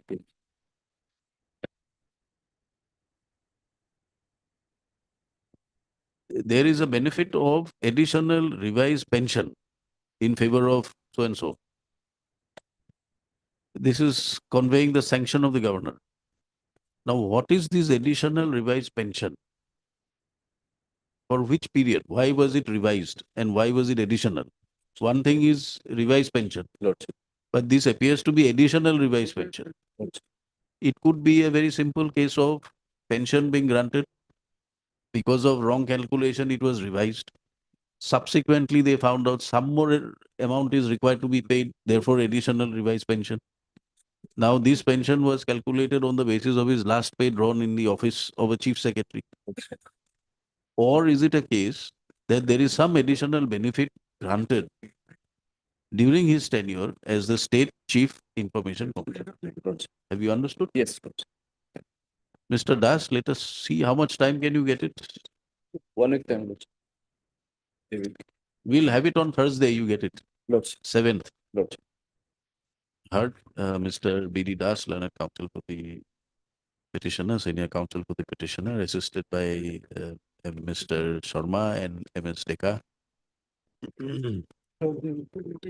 Also heard Mr. J.K. Goswami, counsel for the Lordship.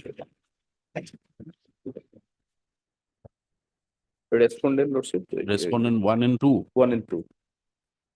and 3 Mr. Talukdar, One- and 4 Mr. 1, 2, and 3. No, 3 is Accountant General. No, 3 is the pension, public, pension and public grievances. Huh? 3. 4 is the accountant general. 5 is the finance. I do not know in the course title of the writ petition, we have only 4 respondents. No, 5 respondents. Lordship. I don't know in this copy, it is 4. Anyway, we'll say that, One is deleted, respondent number 2 deleted, my lord. which Some is that information respondent who? commissioner. Huh? Some information commissioner. has been Okay, deleted. okay, we don't know. It's probably the revised. Mr. Goswami appears for One administrative and reforms and training and the pension and pension public and grievance public grievance. department. Mr. Talukdar for accountant generals and Mr. Porpuzari for finance. The issue, the grievance of the petitioner was a former state information commissioner who served from the period of his appointment dated so and so till so and so. The petitioner was earlier a member. Petitioner was a civil servant and a member of the Indian Audit Service, and he demoted his office as the Principal Accountant General A&E Assam, Guwahati. By order dated 31st of July in 2015, petitioner was appointed as the State Information Commissioner in Assam. Stop.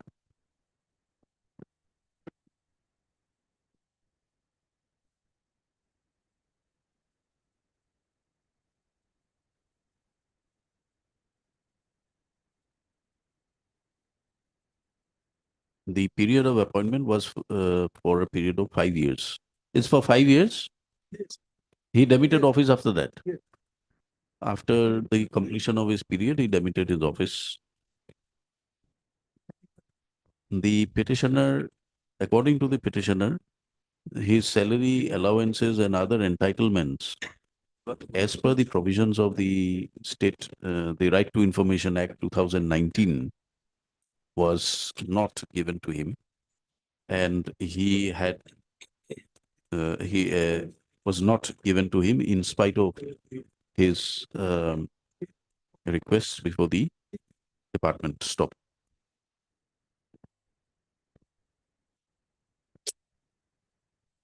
In terms of section 16(5), under the Right to Information Act 2005, salary and allowances payable and other terms and conditions of service of a state information commissioner shall be the same as that of a chief secretary of the state. Stop. In view of such statutory provision, the petitioner claimed his salary and allowances and other benefits payable to him as a state information commissioner, and payable to him equivalent to that of a state chief secretary pursuant to his appointment as state information commissioner. Stop. These benefits having been denied, petitioner approached his court by filing a writ petition being WPC number so and so. This writ petition came to be disposed of by an order dated 16/11/2022, whereby a coordinate bench of this court upheld the provisions, while disposing of the writ petition, held that there is a legal fiction created under section 16(5), whereby State Information Commissioner will be entitled to salaries and allowances and other benefits of that of a chief secretary of the state. Stop. The writ petition was disposed of, and the respondent authorities were directed to pass a reasoned order examining the claims of the writ petitioner within a period of 2 months. Stop.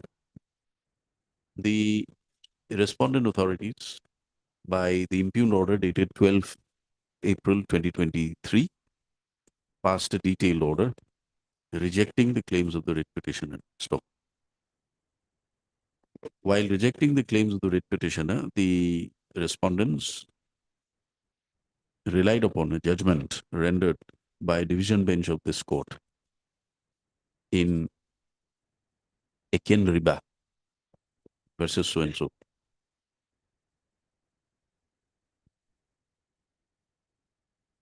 And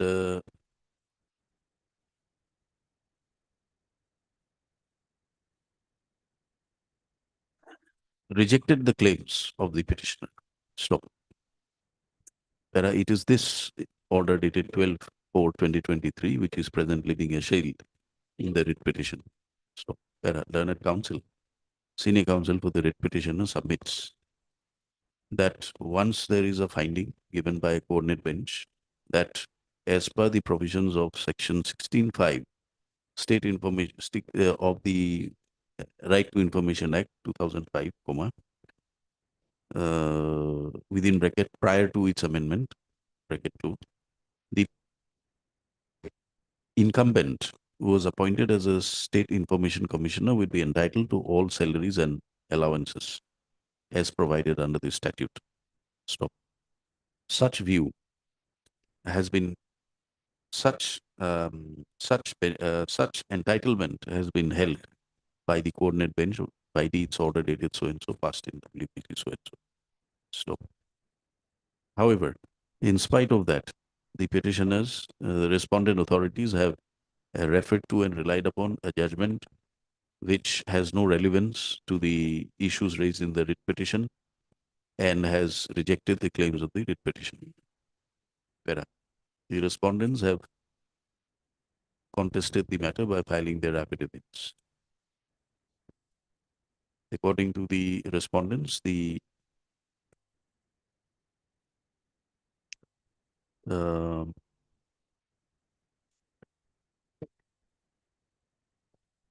petitioner is not entitled to his claim of pension in the scale of pay of the Chief Secretary of the state, as he never held his office of Chief Secretary. Stop. And accordingly, they supported the impugned order dated so and so passed by the respondent.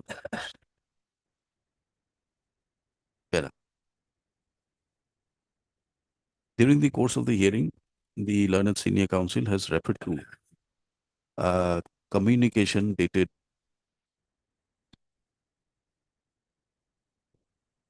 29th April 2022, which is enclosed to the writ petition as Annexure 19.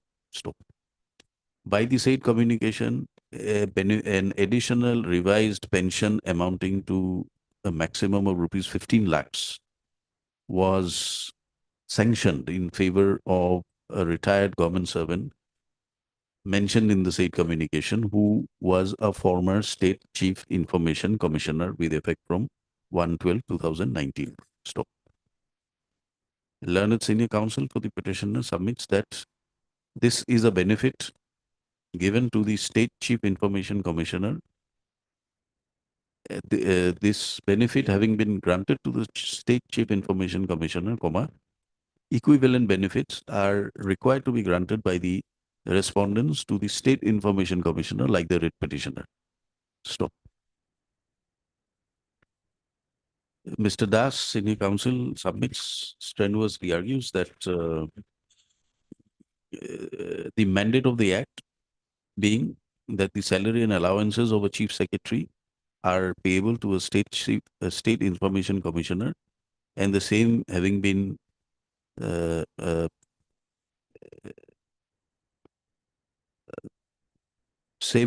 held by a coordinate bench of this court. The respondents could not have rejected the claims of the writ petitioner, denying him his benefits payable to him in his capacity as a State Information Commissioner, equivalent benefit of a State Information Commissioner, while granting the same to the State Chief Information Commissioner. Like telephone and security assistant, I have said, my lord. Chief secretaries have. been We are provided not security. disposing it off today. We are just narrating the facts so that there is no difficulty in going back again.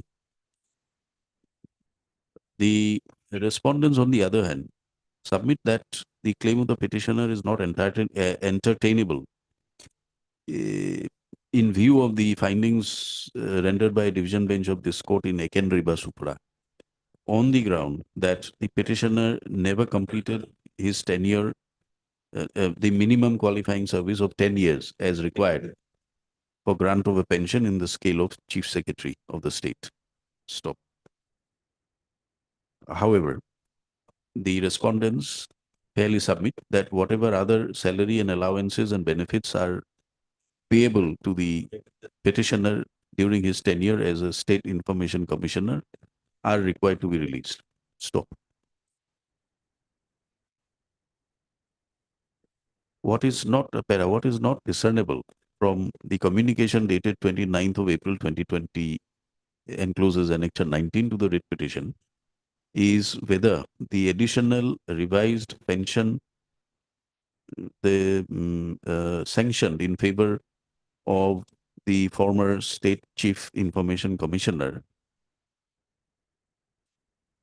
is a benefit sanctioned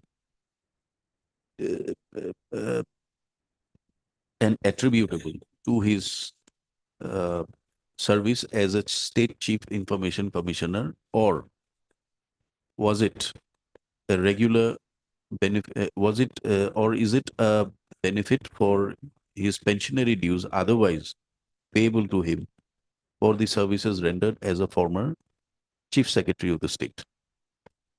Stop. This information is not available with the petitioner nor with the respondents as on date. Stop. This court is of the view that if the benefit of additional revised pension shown to be granted to the former State Chief Information Commissioner was granted and which is attributable to his office as the State Chief Information Commissioner, then perhaps similar benefits may be required to be payable to the petitioner. Stop. Since this information is not clearly discernible from the pleadings at this stage, the respondent counsel, Mr. Goswami, as well as Mr. Borpujari, are permitted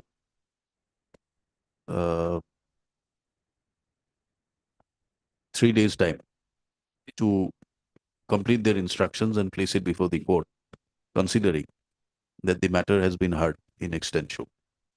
Let the matter be listed again on 7th. Mr. Das will have it on 7th. Let them come back with any instructions they have. But Lordship, the petitioner retired as officer on special duty, not the principal accountant. Detected in the order. He was the principal accountant general. Now he retired superintendent on special duty. I have given it in the thing. But not as principal accountant. He was earlier Principal Accountant General and subsequently superannuated as Officer on special duty, Lord. In which the office part? of the principal accountant general. Officer on special duty in the office of the Special Accountant General. Principal accountant. Principal Accountant General. List on 7th. Your lordship has recorded all the facts excepting that Kerala judgment. It completes the facts well. Kerala judgment. We will record it on the next date. Kerala judgment. Because there also the medical allowances as that of the chief secretary was denied. Court directed no. you No, provide. we are of the clear view as on today that you are entitled to salary and allowances. Right. No quarrel on that. Right. Your petition has been rejected on the ground that you are not entitled to the pensionary benefits in the rate calculate or payable to the chief secretary. Let them get the clarification. Because they have provided the petition and the security that's What telephone were- assistant. We repeat, salary and allowances and other benefits, perks, you are entitled to for that office. Right. Sorry for the interruption, madam. Now in item number 42 of the supplementary release, madam, My lord, I'm appealing for number 4, my lord. I was sitting in court number 2, my lord. Since that bench is taking my lord, my name may be shown, my lord. Hmm? My name may be shown, my lord. Why? You're not there?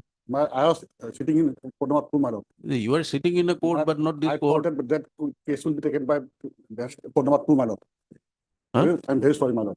I thought that that will be taken up by court number 2, my lord. It is reflected in the list Yes, in my this lord. court. Yes, my lord. I'm very sorry, my lord. Okay, my lord. You express that apology to your client. Lordship may consider, my lord. Lordship may consider. We'll record on the next day. When is it fixed? On 4th, my lord. Monday, my lord. Court Monday. So you appear on Monday.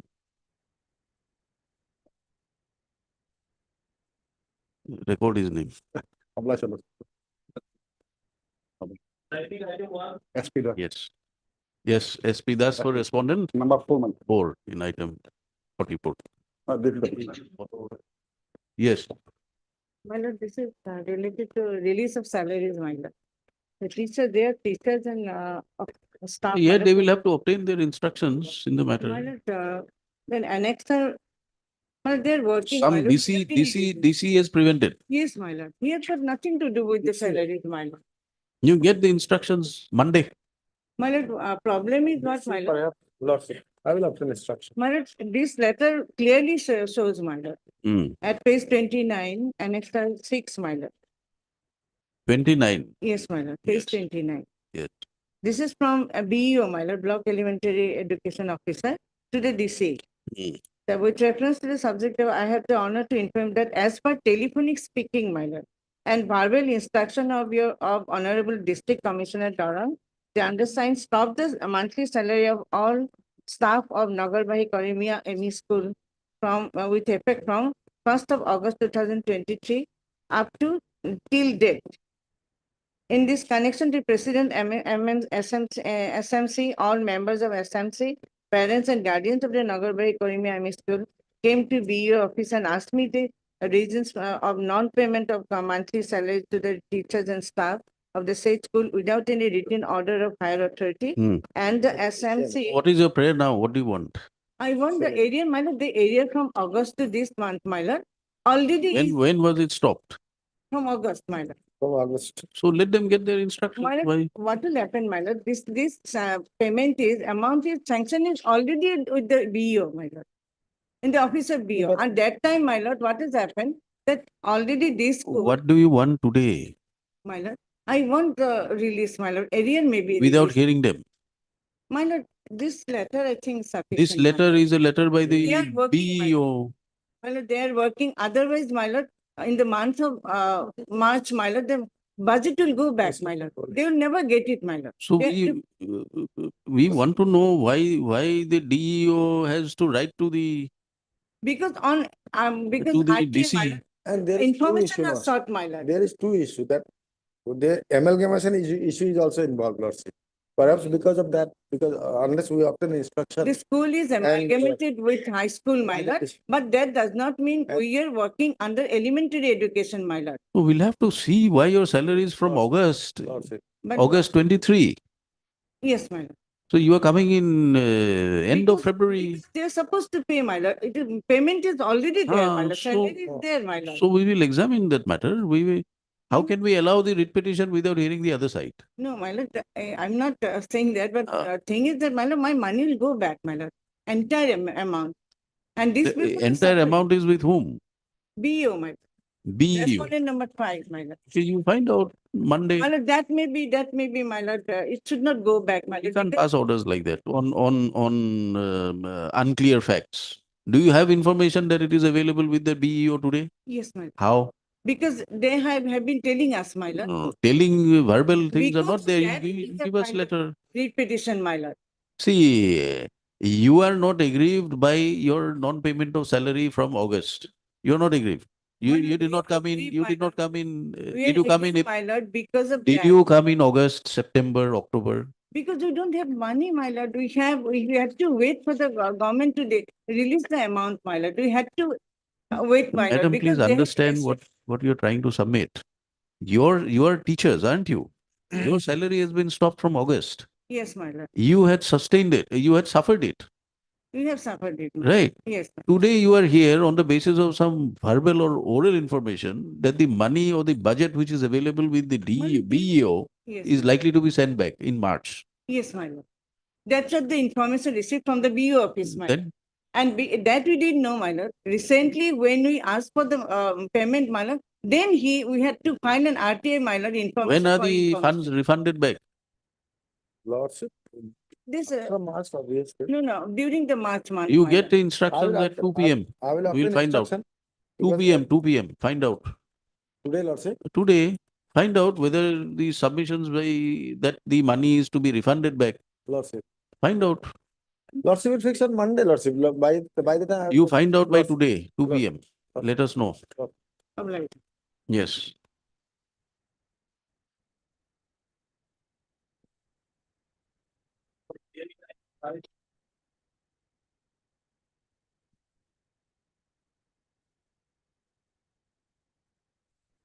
Yes.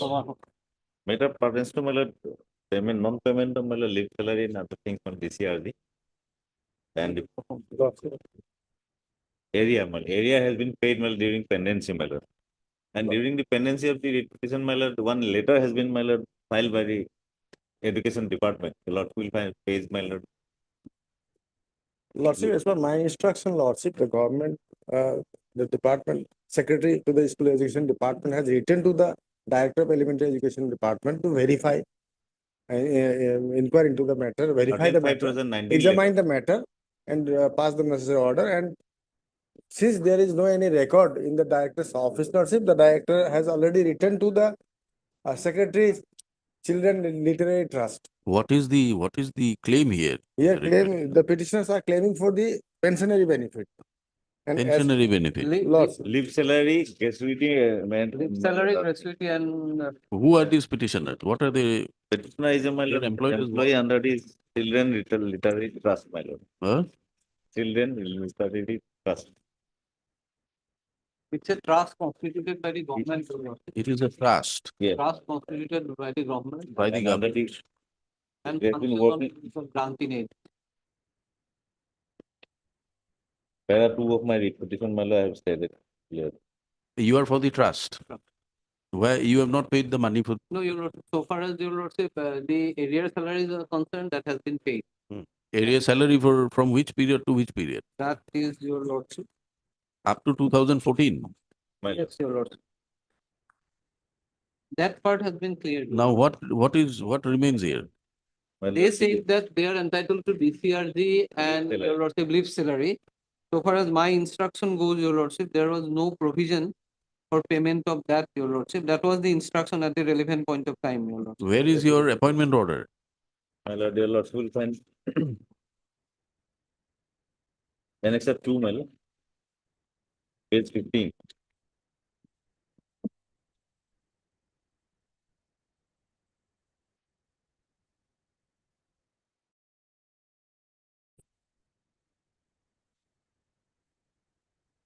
After serving about, my lord, 23 years, my lord, he retired on 31/3/2012.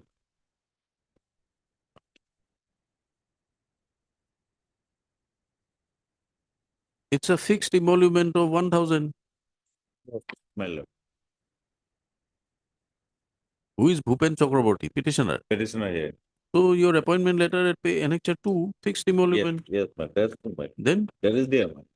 But the trust, my lord, is giving, my lord, such benefit to other persons, my lord, who have been retired.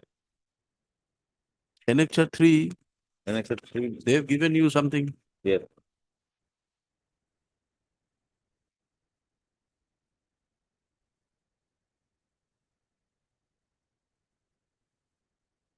Recently, my lord, in the year 2022, my lord, DCRG and leave salary amount has been paid to one retired employee, my lord, the trust. Where is that? This is copy I recently received, my lord. Bring it on record. Record, your My lordship. lord. Then I will also, Lordship. I can Bring get it on my record. instruction. My lord, I'll bring it. Recently, I have received. Bring it on My record. lord.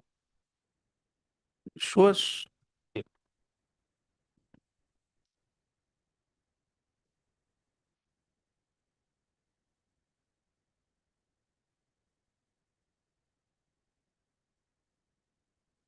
Next page is important.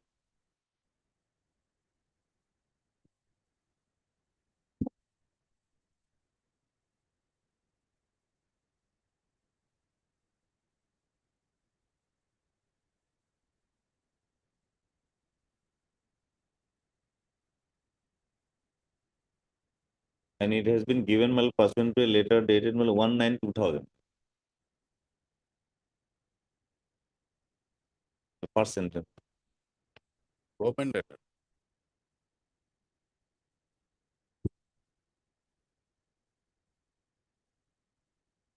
What is this 1/9/2000? Letter. Government letter? 1/9/2000.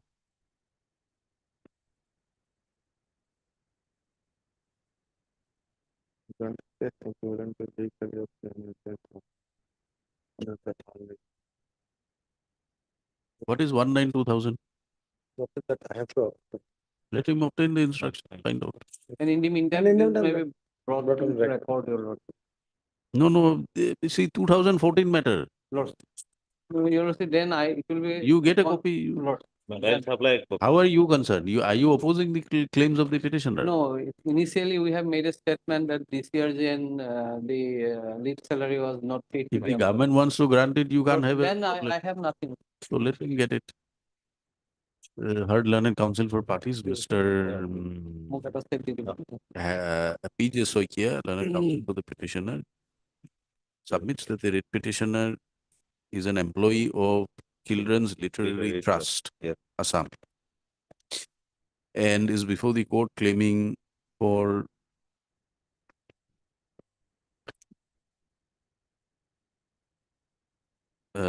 her service benefits, for his service benefits, as had been granted in case of other employees.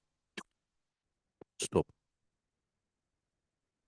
He, in support of his contention, he has produced a copy of a communication dated 29/4/2022, issued by the Secretary, Children's Literary Trust, Assam, wherein a similar benefit was granted to another employee who retired, who superannuated as LDA of the Children's Literary Trust, Assam. Stop. In the said communication, a reference to government notification number so and so, dated 1/9/2000, was referred to. Stop. Copy of this government notification is not available with the writ petitioner. The respondent councils representing the State Education Department as well as the Children's Education Trust. The secretary, you are for the secretary, Mr. Bodu. Secretary also does not have information with regard to the said document. Court is of the view that if benefits like the one granted by communication dated 29/4/2022 as placed before the court are payable to the petitioner, then the same should be paid. Stop. In this context, the learned government advocate is permitted a short date to find out, to place before the court the government notification number so and so dated 1/9/2000. So when can you do it? Thursday. Thursday? Thursday. What is that? 7th of March. List on 7th. I will matter to 7th. 7th of March. Yes.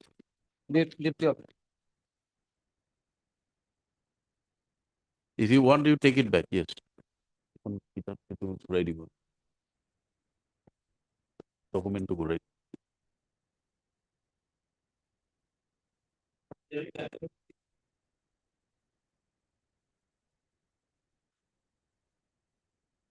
Yes.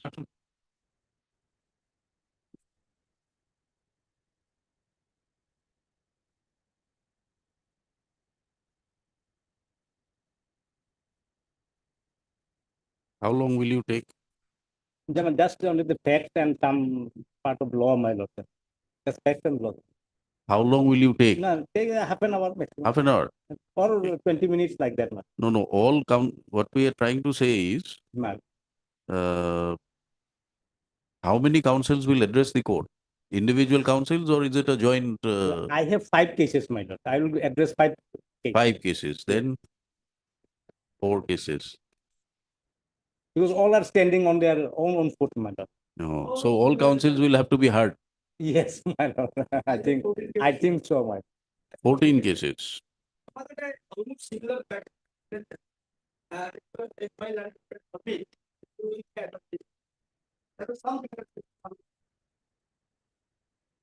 Okay. What we want to know is whether this hearing can be completed by 7th. No, I don't think, my lord. Cannot. It can be completed. It is only a pure question of law. They will have to, they will have to satisfy this honorable court that being encroachers of government land, my lord, they cannot be evicted. That is the issue. The admitted position is that, my lord, they are encroaching upon government land without having any semblance of right title interest.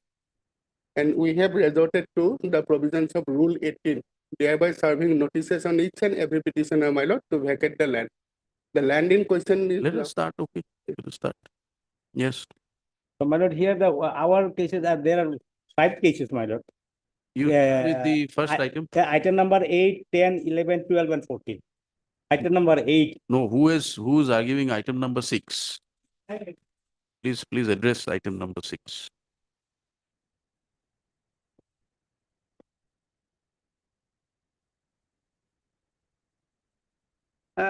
Your lordship, it will be better, your lordship, take item number 9 first, my lord, in my case. Item number 9. Item 9. 9, my lord.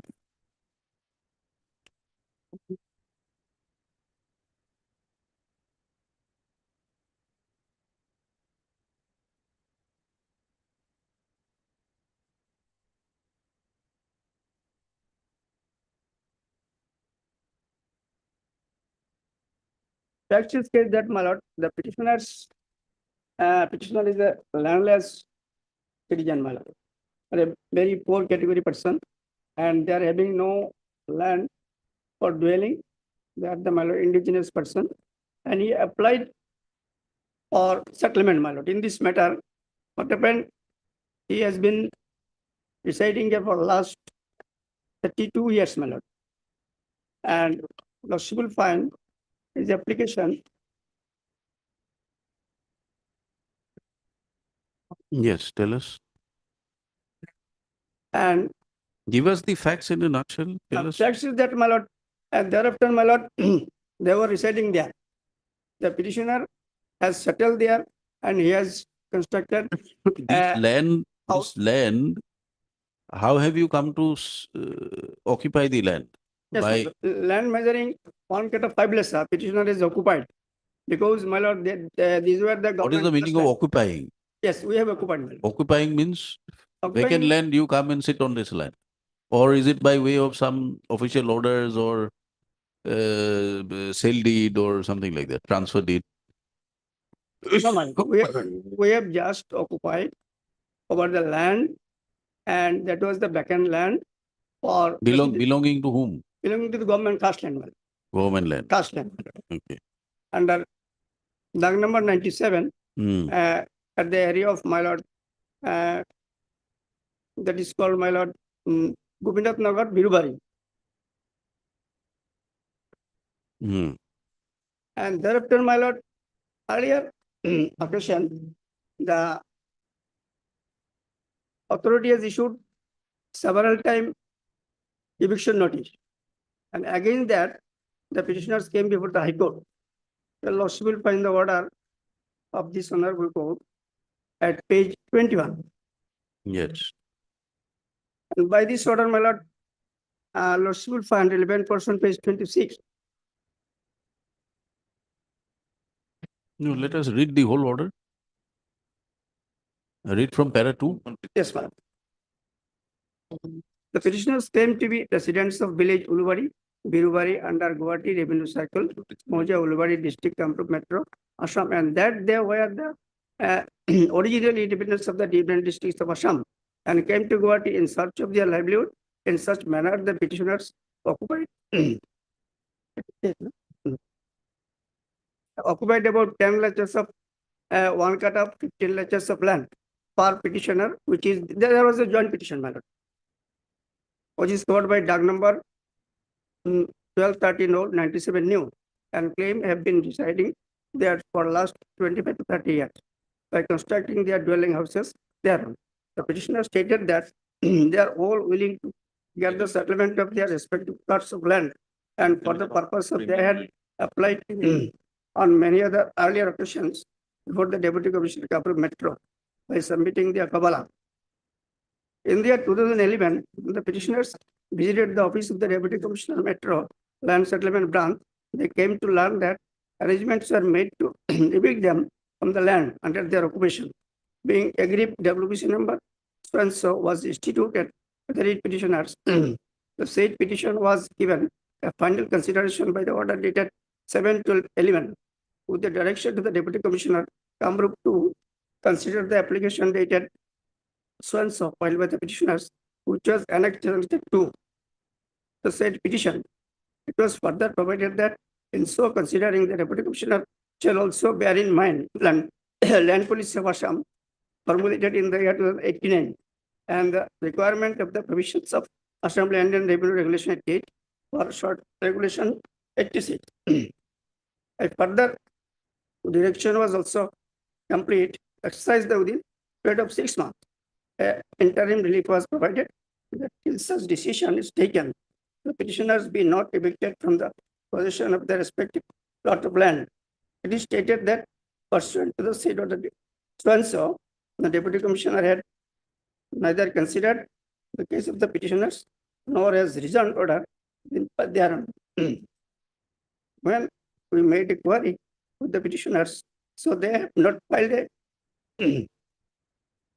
content petition in such a in as much as there was a direction that the court was Deputy Commissioner to consider the respondents to answer it forthcoming. Accordingly, it is to be understood that there are an interim order passed in favor of the petitioner.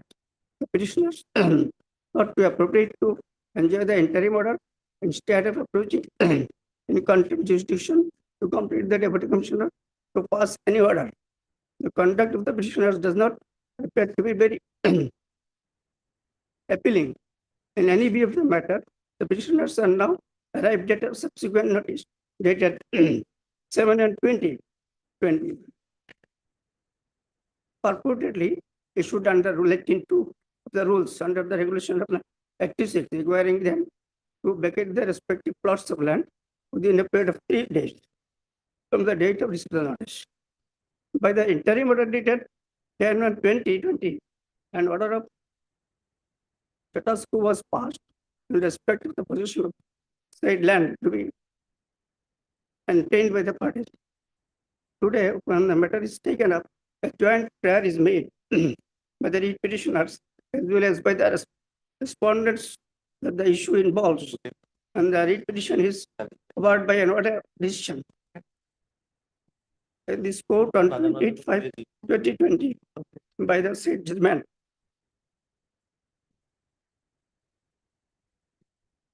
Dated 25/2020.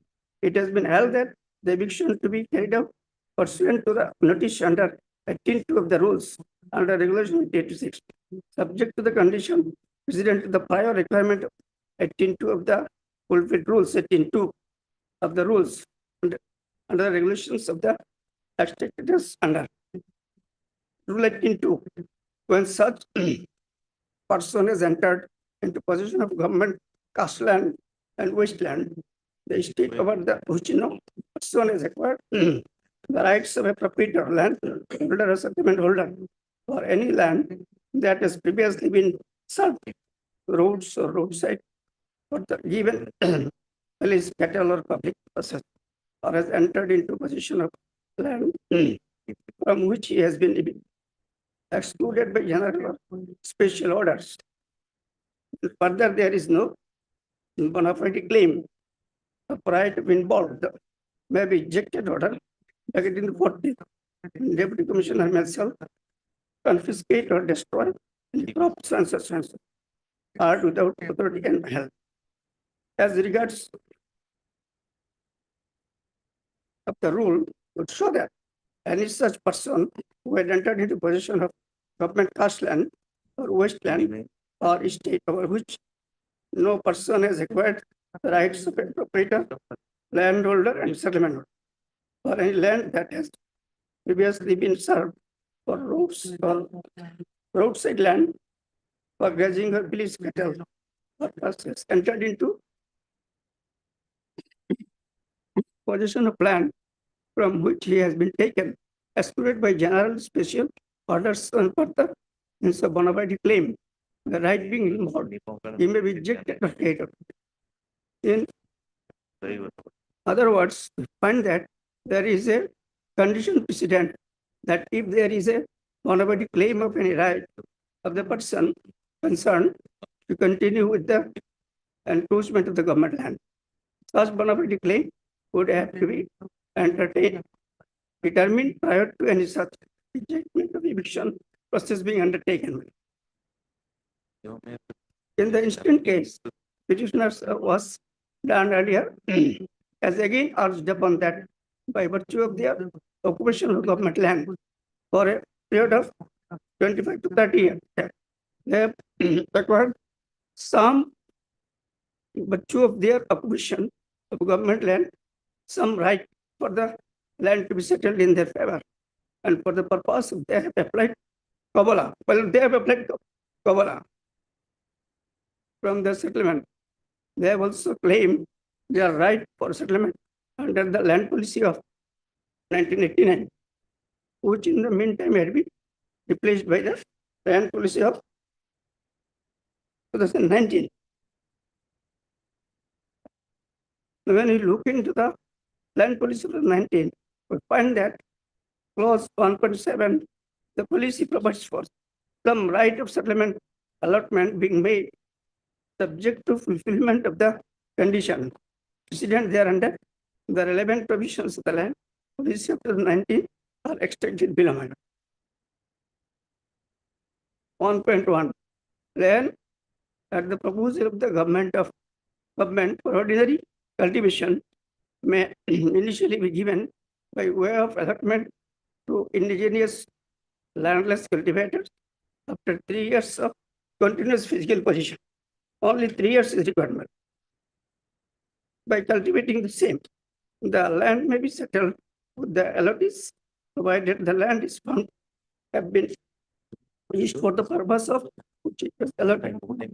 1.2, land already allotted may be settled with the indigenous allottee on periodic lease, provided the allottees is in conditions continuous possession of for a period of 3 years or more by cultivating the sum or has used to for the purpose of which it has allotted on realization of premium at the rate of maybe not by the government time to time.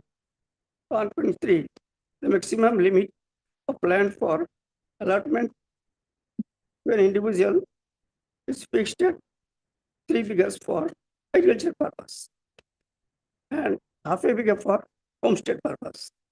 1.4, it is made clear, however, that provision for allotment of land to the indigenous landless persons to the rule of 3 and in of 3 and half of a year does not give them any entitlement to get the land. It is for the So after government. that, you filed individual applications. Loss. Now, what happened to those applications? In this matter, application was considered lawsuitable file. Page. This is the letter by the page.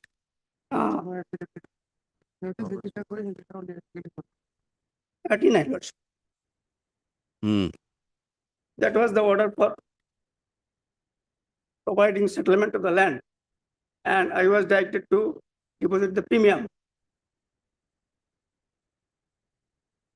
But in the meantime, this is dated 15 to 22.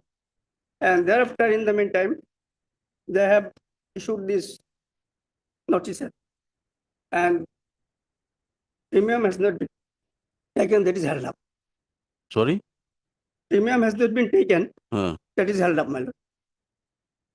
Premium tolerance. Land revenue. Land revenue, not land revenue, that is, my lord, required, it is like a value. So premium, they has to pay, fixed by there is provision. Premium, 1.2 condition. Realize the premium at a rate may be fixed with the government. Yes. So the petitioner is now residing by constructing a ashram type pakka houses. And since the land has been Direction of the court was to file your applications before the DC. yes, we have filed, my lord. Application Then is why the order of the secretary is issued?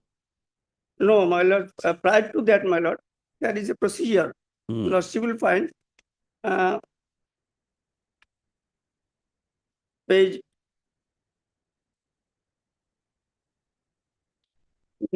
page 38. There is a letter by the DC after receiving the application for processing the matter, my lord. First proposal is sent by the deputy commissioner to the committee, to the government. Then government approves the matter. Thereafter government No, page 38 is the communication of the DC. ADC, my lord. ADC sought report from the Page report 38. from the circle Page officer. 38. Page 38, my lord. Sir, And that is my lord, with reference to the letter dated so I have the honor to furnish here with the report submitted by the circle officer, revenue circle, that is to the commissioner of secretary. by whom? By the ADC. Why do you say ADC? It is the DC. Yes, my lord. Sorry, deputy commissioner. So deputy commissioner says this land is not available for allotment. No, my lord, said that it can be noted that the proposed land is not allotted settlement in favor of TB hospital, my lord. So clarification was made that whether land is under the boundary and under the settled area of TB hospital. And that was clarified. Clarification was sought by the government. And thereafter proposal was made. Page 39, it was directed to be settled. Yes, my lord, page 39. Then? Thereafter, my lord, petitioner sought for depositing the premium. That was held up. And thereafter they have approached before this honor by of this state petition. And what is the stand of the state government? What is that additional affidavit you have brought?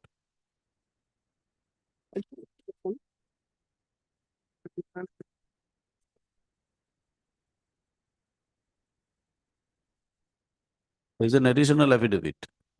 Yes, my lord. There is some clarification regarding my additional affidavit is filed regarding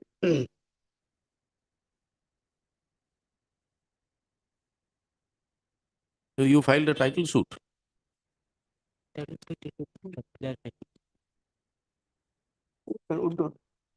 was Uddon, my lord. Dismissed. Yes, my lord.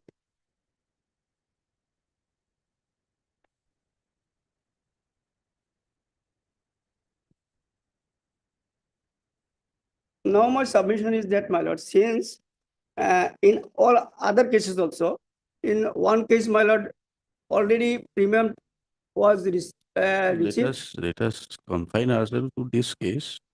Once you tell us the facts of this case, we'll move to the other cases. Yes, Lord.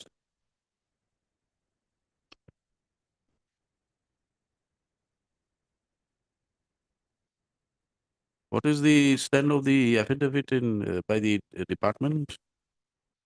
Department stand is that my lord, government has taken the decision that they will construct a second medical college at Birubari TB Hospital Compass, and there is shortage of land, and by that there is also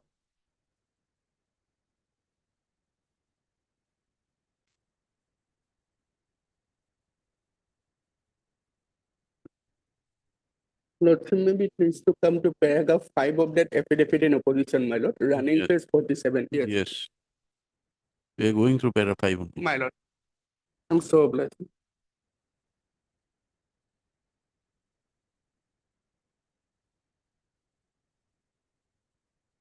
or should may I read paragraph? Yes.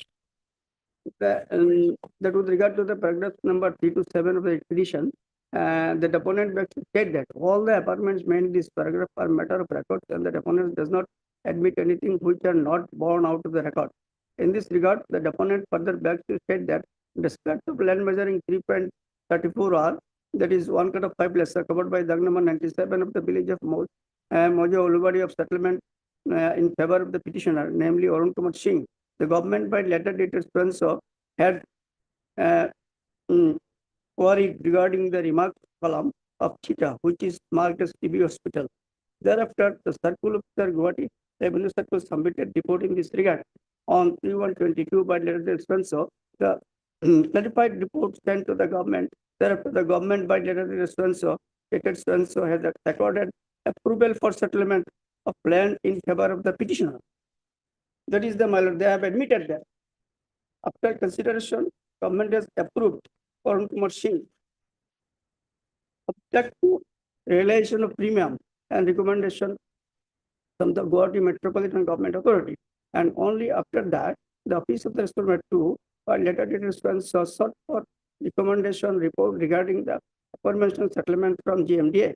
And the matter is pending for recommendation report regarding the settlement from the GMDA. Since the matter of eviction of prisoners from government land, Dag number 97, village Ulubari under Ulubari Moja, is sub judice before the Honorable Court. As such, no further decision has been taken yet in regard to the approval of orders of settlement of land respect to the petitioners. Machine. And the Lordship may find the annexures minutes of a meeting, page 55. Page 55, running page 55. Yes. Meeting was presided by Sri. 55 is para 7. 55 Para 7 is my lord. minutes of the meeting annexure B. Yes, my lord. This is 61 in our copy. Yes. Annexure B, lord.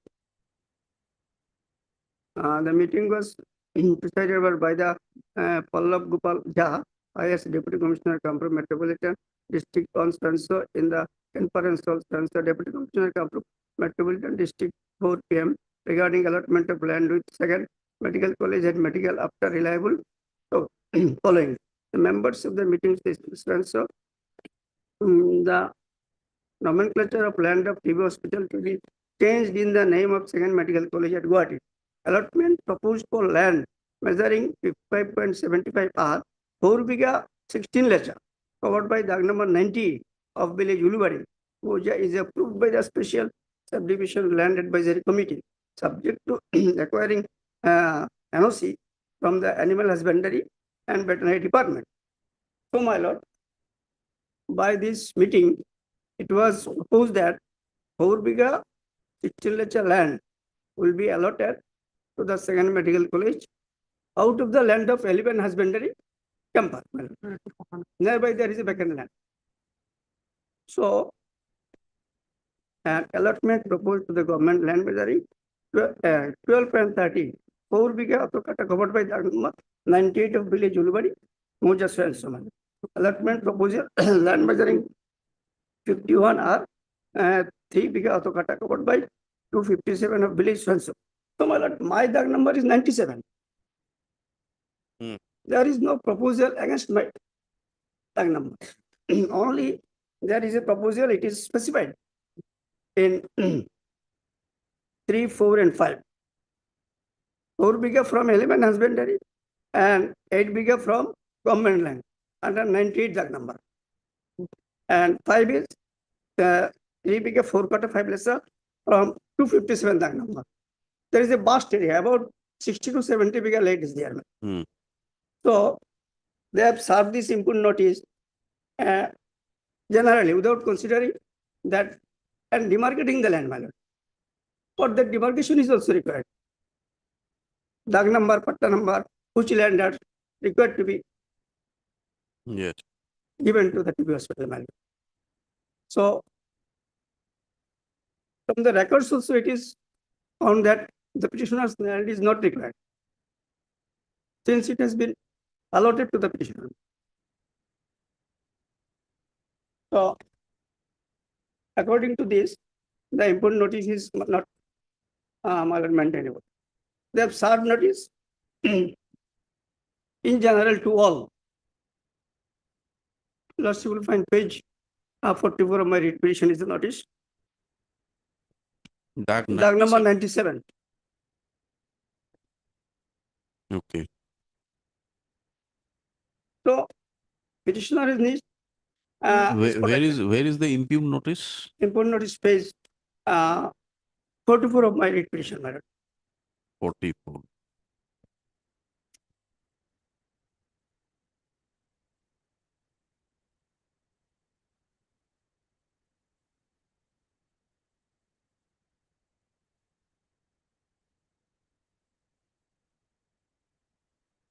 These were found to be illegal enclosure of land covered by Dock number 97 Village Ulvari under Ulvari Moja, which is recorded in TB Hospital. And that is outside the area of as per the report of the Deputy Commissioner and Circle Officer. Not in the name of, they have said that which is recorded in the name of TB Hospital. If it is in the name of TB Hospital, then no need to acquire. A TB Hospital area is already there is a boundary, Pakka boundary. So I pray that my lord, your lordship can also call for a report. Yes. Respondent?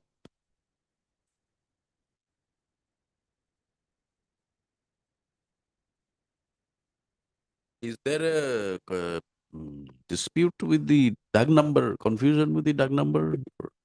His Doug number is 97. Yes, Doug number 97, my lord, pertains to, my lord, construction of second medical college, my lord, in the government land. That is Doug number 97.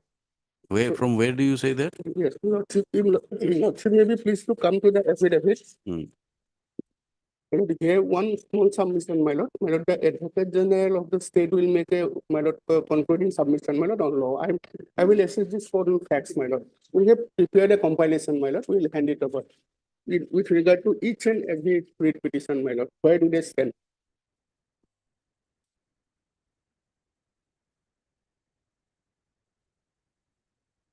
Now, my lord, paragraph 5 of the, my lord, affidavit, which lordship has seen, my lord, although a decision was taken by the government, my lord, which appears at page number 39 of the writ petition, but that decision has not attained any finality. It was page 39.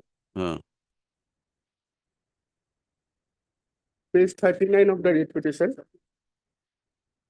Because the writ petitioner's entire case is founded on this document.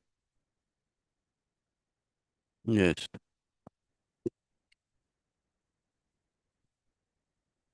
I'm reading it, my lord. In inviting a reference to your letters and the subject cited above, I'm directed to say that the Governor of Assam is pleased to order for settlement. Measuring so and so covered by Doug number 97. It is a government plan, my lord. In favor of Arun Kumar Singh so and so for residential purpose, subject to realization of premium of the zonal value of the land being Assam type house at revised rate so and so as premium and subject to submission of copy of recommendation by the GMDA. So this is, my lord, conditional. This is not an order of settlement per se. It is only the intention of the government to settle. It is not an order of settlement per se. It reflects only the intention. Intention is clear, subject to these two conditions. Yes, but, now we have deviated. Why we have deviated? That is spelled out in paragraph 5. Because this order, my lord, which lordship has just now seen at page 39 of the writ petition, is subject, my lord, to two conditions. Number one, realization of premium, and number two, my lord, approval from the GMDA. Then we found, my lord, that in between, my lord, there was a move, my lord, from the government to the office of the Deputy Commissioner. Series of correspondences were there that over the land comprising Doug number 97, my lord, a second medical college for the city of Guwahati would be constructed. And so since it is required for a greater public interest, so my lord, government has put a hold on this, my lord, intention. Its initial intention, my lord, to allot the land. And this, my lord, in my respectful submission, does not ipso facto give any right to the writ petitioner, my lord, to claim settlement of the land. It is only a, my lord, intention, subject to realization. Government may not. There are decisions, my lord, and there are provisions in the land policy of 2019. Then if my lord is taking up that affidavit, my lord, lordship may be pleased to come to, my lord, page 54.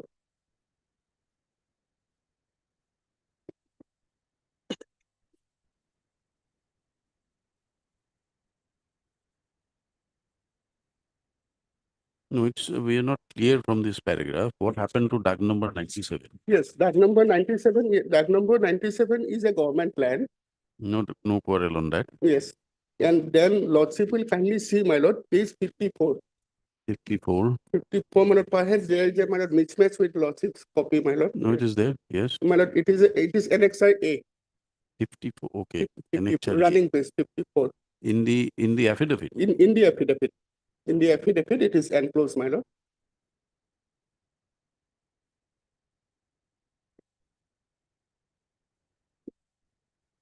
This is a SITA. SITA. SITA, my lord, it is a revenue record pertaining to government land. Translated part lordship will see in the previous page, my lord. Just previous to the vernacular, my lord. SITA for sub-villages, district, Kamrup Metro, subdivision, Guwahati Circle, Moza, Ulubari. This is a mandal. Whatever the order relied upon by him is on the basis of a query made by the department to the DC. Yes. DC has clarified that it does not stand in the name of the TB hospital as per the report of the circle officer. Yes, report of the circle officer. Later on, it was changed, my lord. That No, but this is yes. changed by the mandal. No, not by the mandal, my lord. There was a decision. Kindly see, my lord.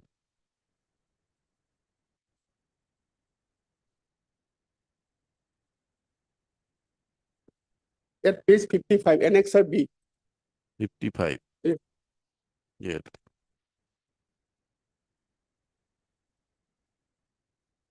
Yes. Well, this is the minutes of meeting. The meeting was presided over so and so. Serial number 1 to that the resolutions adopted. Lordship will kindly see. The members of the meeting discussed about the urgent need of a second medical college for better health and accessibility of the general public of the state. Then number 2 is important, which has been skipped, my lord, by my learned counterpart. The nomenclature of land of TB hospital is to be changed in the name of second medical college. The TB hospital, my lord, was located, my lord. On 98. No, that number 97. That number 98 is different. These are different. No, Here, no, TB, from where do you say it was located on 97? Yes. What document? Yes, that SITA, my lord. No, that SITA, then you have to tell us why, then you have to show us the report of the circle officer. Circle officer has given a report. Yes. Presumably on the basis of the land records. Yes. To hold that 97, there is no marking of TB hospital.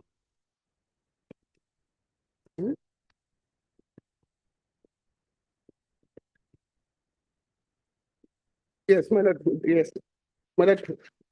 There is a, my lord, misconception at page 38, which lordship has seen. Page 38.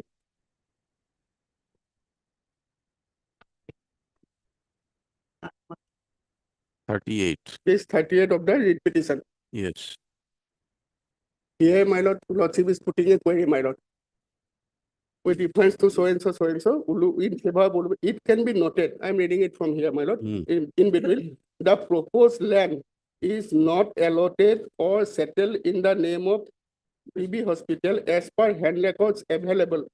And the proposal has been approved by SDLSC on so and so by resolution in compliance of so and so High Court's order dated so and so.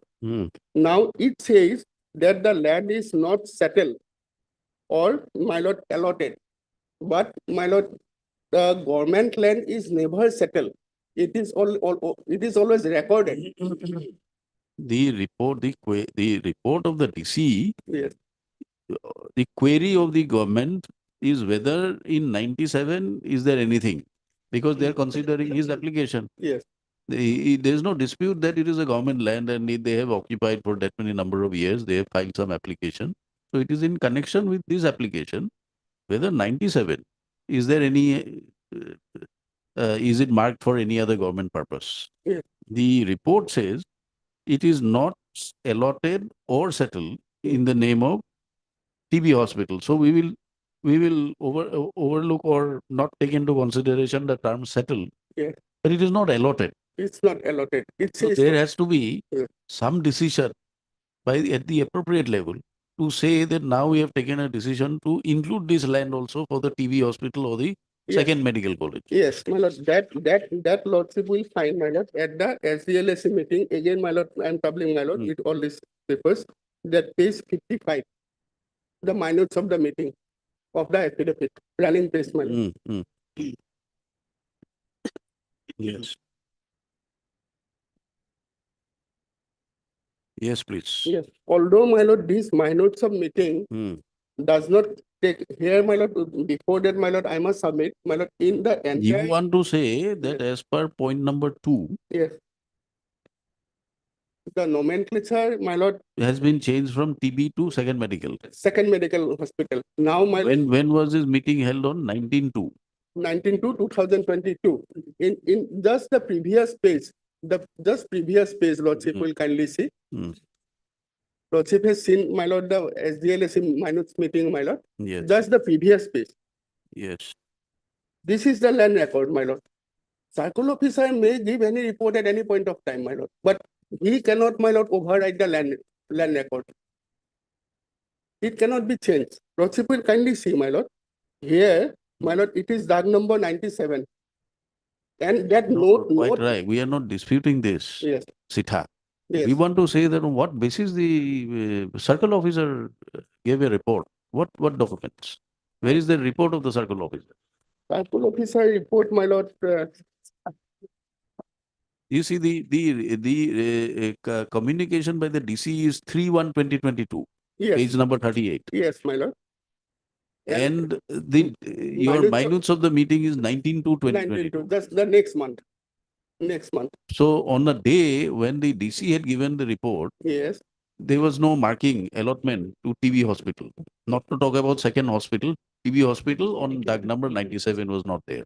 And the DC says so on the strength of some report of Some the report, some some report of the circle officer. Now, page number 61 of the minutes Yes. only say that TB has been, nomenclature has been changed to second hospital. Second. It does not reflect the DAG number. DAG number. It does not reflect It it, but says 90, 98, 257 are all described, but 97 is not described. yes. So now answer here will be, my lord. It is, they admit that DAG number 97, DAG number 97 pertains to, my lord, because DAG number 97 is a huge plot of land, my lord. In a part of DAG number 97, my lord, TB hospital is established. It is a huge plot of land. My lord, how can I explain? My lord, this is a huge plot of land, DAG number 97, over 34 acres. Yes, I'm thankful. So here, TB hospital is, my lord, located here. No, Some parts are, my lord. This is apparent. Yes. This is apparent. Yes. Because if you come to the minutes at serial number 4, Yes. there is some allotment proposal of government land measuring 12 so and so over 98 Yes. is approved. I do not know what is the allotment for. It's not described here. Yes. But 98 has been allotted for some purpose. Yes. So, and 97 is the adjacent DAG. Yes. Now, my lord, my respectful So there could be an issue of demarcation of the boundary. There could be. There may be an issue, but my lord, my respectful submission is that irrespective of the fact that the circle officer might have given a report at one point of time, the admitted position is that they are occupying, my lord, government land. without any authority of law, and they are now sought to be evicted. They will have to now satisfy this honorable court that they have a vested right. Only No, to that no, no, no, there is no vested right. Yes. But the government from the documents, Yes. it is seen has taken note of their prayers made before the respective department. And this is preceded by an order of the court that you go and file applications Application, individually. They have filed. Correct. These applications were considered. My lord. And the officer of the revenue department has conveyed a sanction of the governor. Yes. So therefore, Yes. there is a move at some level or at the appropriate level of the government that their claims are taken note of. Yes. And these lands which are lying vacant, although government land, are allotted to them subject to payment of premium and whatever clearance are necessary. Yes. Now. So, Yeah. to say that no vested right at all will come, certainly will come, provided you show us that this decision was subsequently recalled because of XYZ factors. Yes. That we have spelled out in our. You can't say that it is on the basis of a SITA report. No, my lord, that has been, my lord, put to hold. And now the writ petition stands on that state of affairs. Hmm. No, thereafter, my lord, the government. You will have to satisfy on what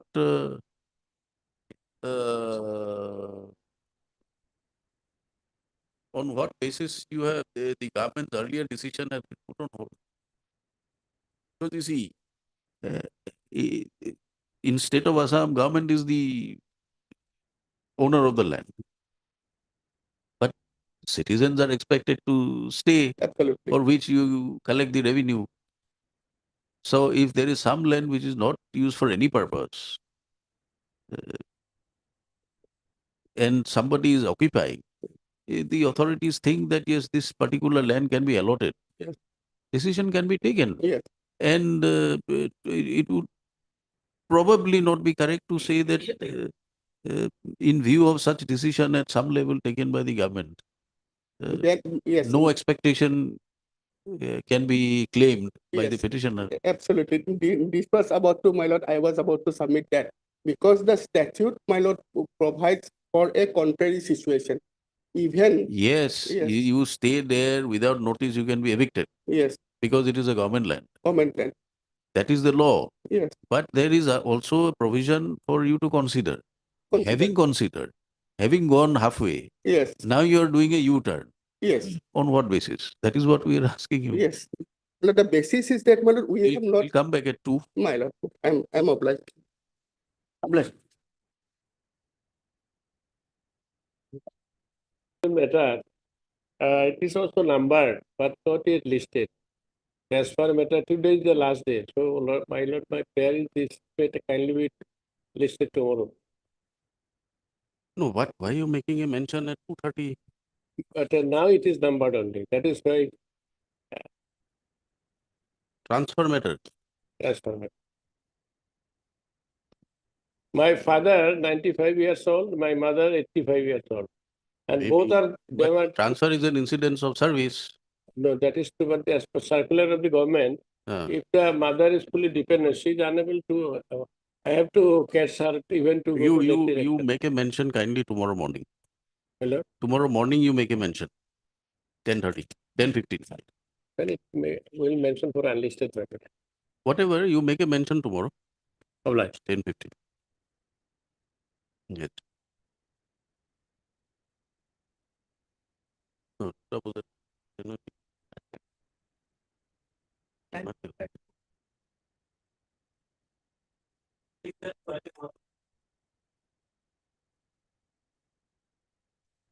Yes.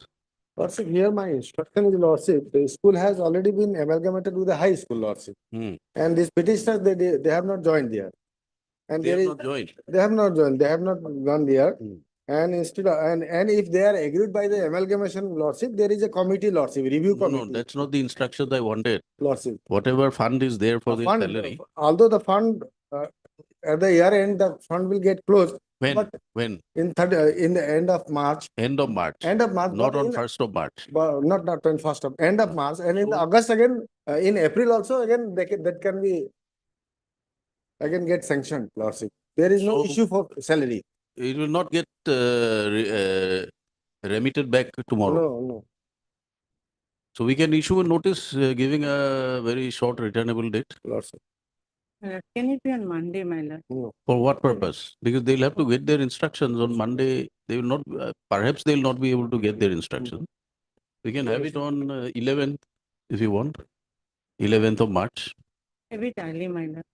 No, no. 2 weeks. Because my lord, current salary is also not released, my lord. Madam, you are not being paid since August. Yes, my lord. And you are coming in February and you are saying that we can't wait for another We week. have filed a representation after representation, my Maybe, lord. maybe. And assurances was also Let it be given. on 11th. We'll issue notice, let it be on 11th, let them get their instructions. Lordship. My lord, can it be on 10th? 11th, I have 10th some is a problem. Sunday. My lord, 10th is a Sunday. then on Tuesday, my lord. Because I have some problem on 11th. Then 13th. 13th is a Wednesday. Lordship. 13 March. My lord, I've got problem, my lord. Because, You want it on 12th. Yes. All right. Third Planet Council for the parties issued notice returnable 12th of March. The petitioners are aggrieved by non-release of their salaries with effect from August 2023. Yes, ma'am. Stop. Petitioners are working as Assistant teachers. assistant teachers. As well as my lord, in grade. Petitioner 1, 2, 3, 4 are working as assistant teachers in Nagorbahi Karimaya ME school. And petitioner 5 is a tutor of the said school. Petitioner 6 is a science teacher and petitioner 7 and 8 are grade 4 staff of the said school. All these petitioners claim to be working permanently and were paid their salaries, regular salaries till month of July 2023. Stop. It is submitted that it is submitted on instructions that as per information available to the petitioner, the petitioners are have been asked, the school authorities, the respondent authorities have withheld the salaries at the verbal instructions of the district commissioner, namely the district commissioner of the district, namely respondent number 3. Representations preferred have not yielded any result. Therefore, the petitioners are before this court praying for appropriate direction or order. Let the respondents complete their instructions and apprise the court on the next returnable date. Since the respondents are represented by Mr. P.N. Sharma for 1, 2, 4 and 5. 1, 2, 4 and 5. And Mr. S.R. Borua appearing for respondent number 3. Notices are waived, however, extra copies be furnished within 2 days from today, enabling them to obtain the required instructions. My lord, the instruction may be highlighted, my lord. Whatever instruction he has taken, my lord. So that may be also mentioned, my lord. Because That has got the instructions we that is sought for. important, my lord. That is important. What instruction? The What? instruction he has, my lord, taken from the, which authority, I don't know, maybe from BEO, that it will not go. My lord, it is end of March, it will go back. It is submitted. The petitioners apprehend that the amount, Area sanctioned amount for the area salary, the amount for area salary, which is available with the BEO, my lord. BEEO, Yes. Dorong, Yes. may be remitted back to the government, causing further distress to the petitioners as their salaries have been withheld for reasons beyond their comprehension. Stop. On verbal instructions stated to have been received by the Learned Standing Council, it is submitted by the Learned Standing Council, Education Department, that this amount, we normally unutilized amounts are remitted back to the competent authority, and as and when the requirement is there for fresh sanction is applied for and is granted in the next financial year. It is submitted that this amount will be remitted in the end of March 2024. In that view of the matter, the respondents will apprise the court on the next returnable date as to All right. the as to why these salaries of the writ petitioners have not been released. Released on 12th March.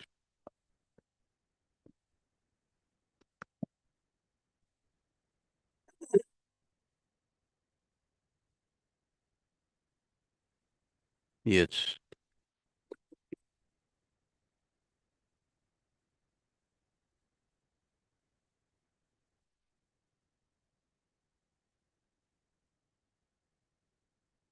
See, as per the earlier court's direction, it was applications were directed to be filed before the DC. Yes, my lord, there is an interesting development. I am apprising, my lord. Hmm. Lordship, in the present writ petition, Lordship will find a prayer at page 15. They are aggrieved, page 15.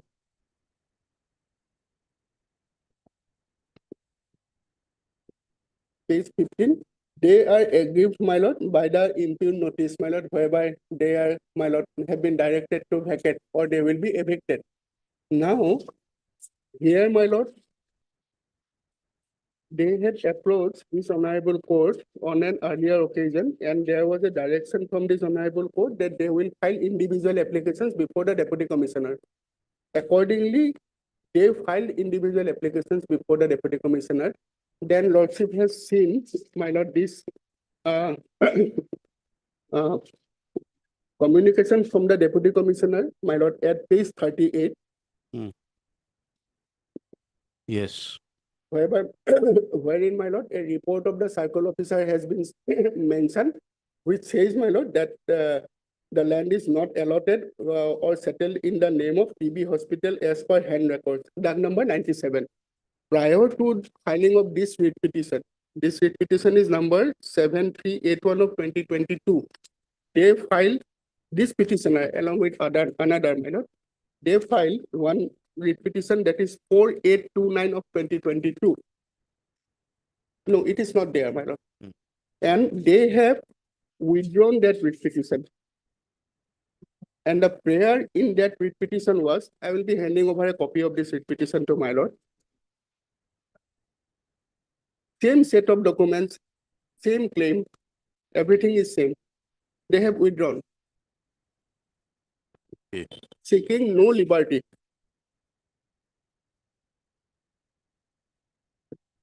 They have withdrawn, my lord, by order dated 26/2/2024.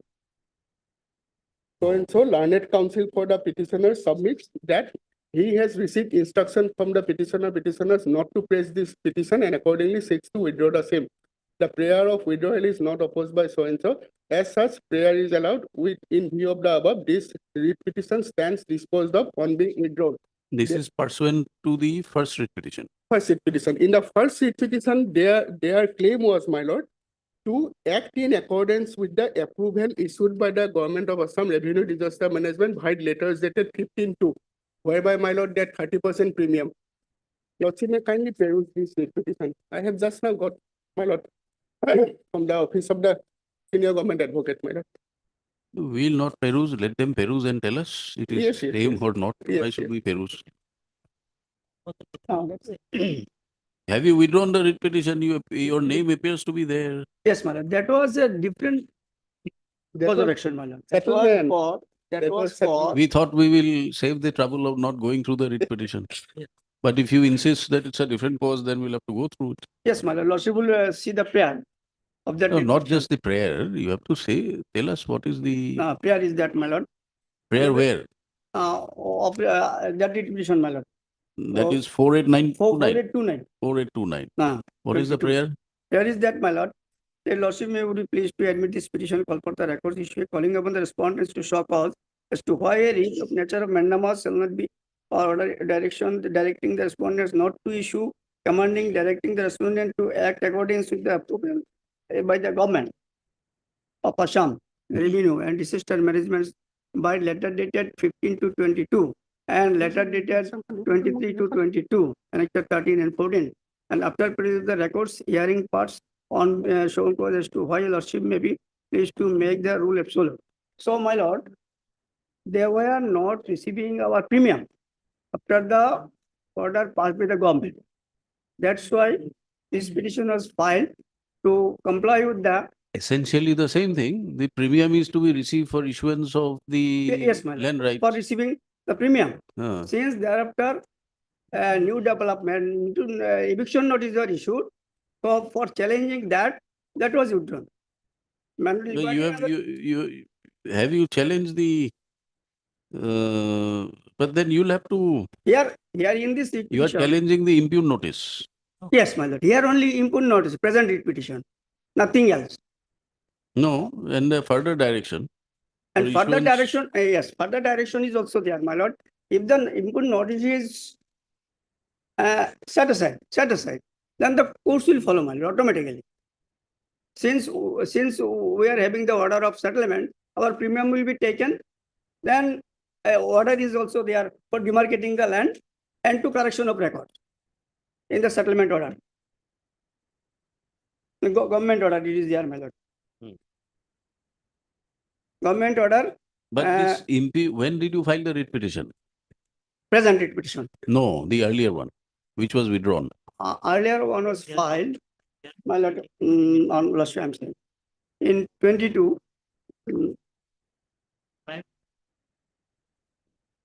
When was it filed? Yes, my lord. That was prior to notice, my lord. Date, what is the date? Yes, my lord. July 22. Hmm? July 22. July 22. 22. And notice is, my lord, on 10/11/22. November 20. Lord, you will find in affidavit, page 16.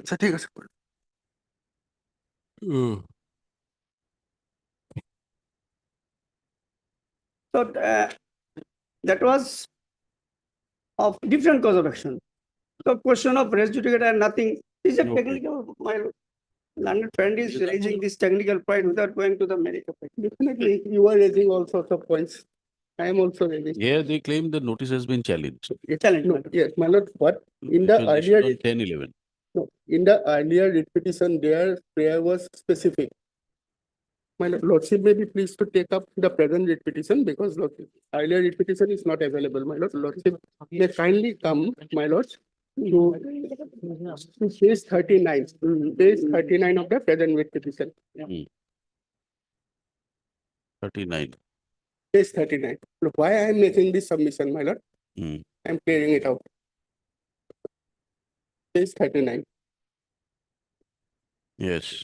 Page 39, my lord, it is a decision of the government that we will take 30% of the premium, my lord, 30% of the land value as premium, and we will settle the land in favor of the petitioner.